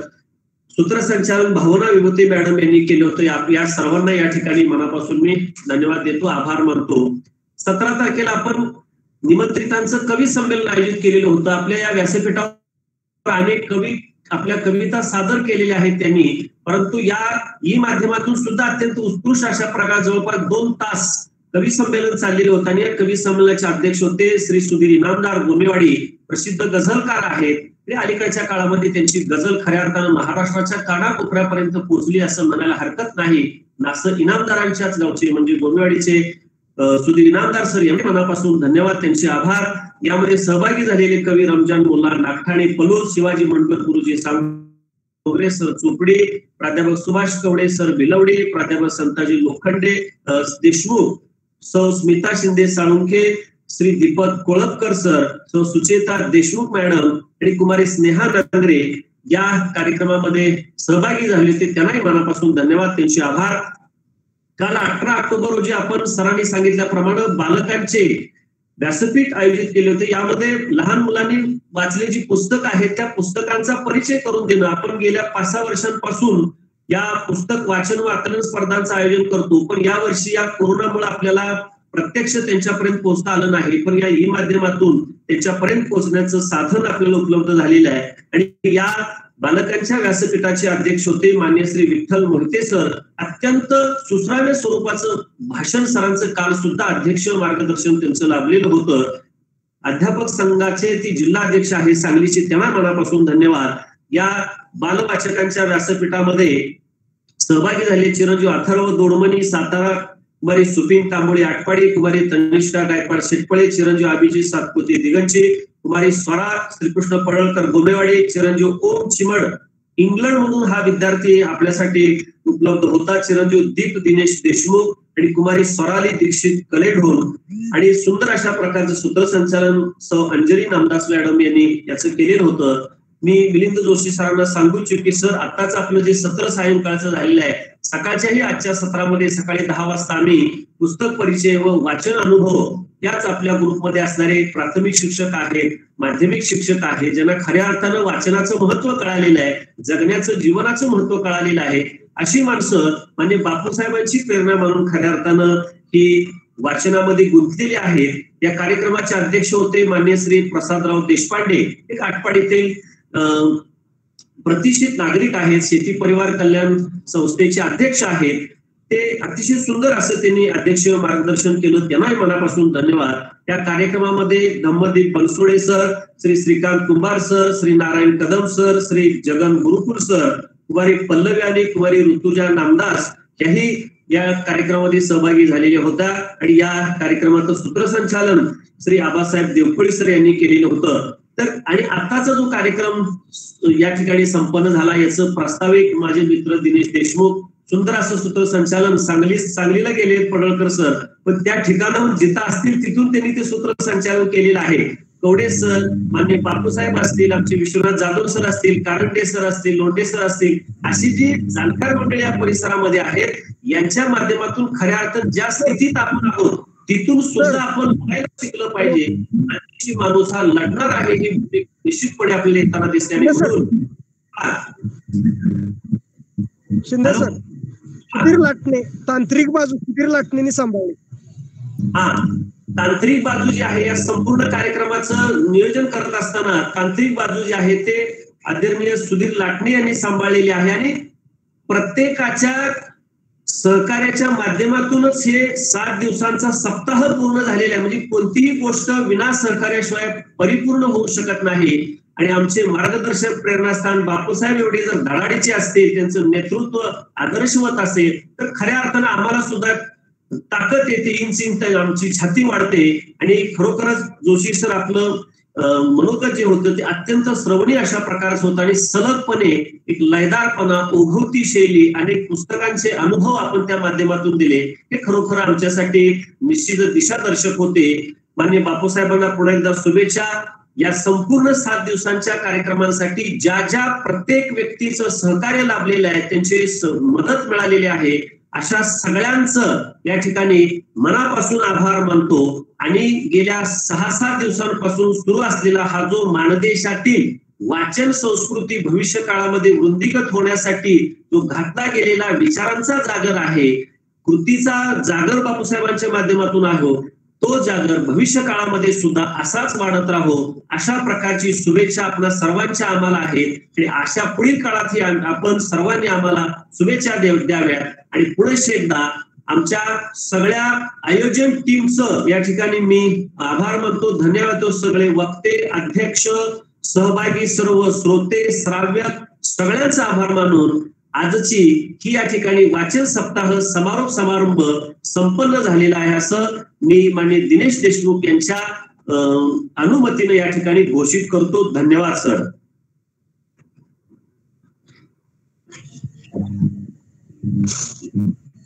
ओके.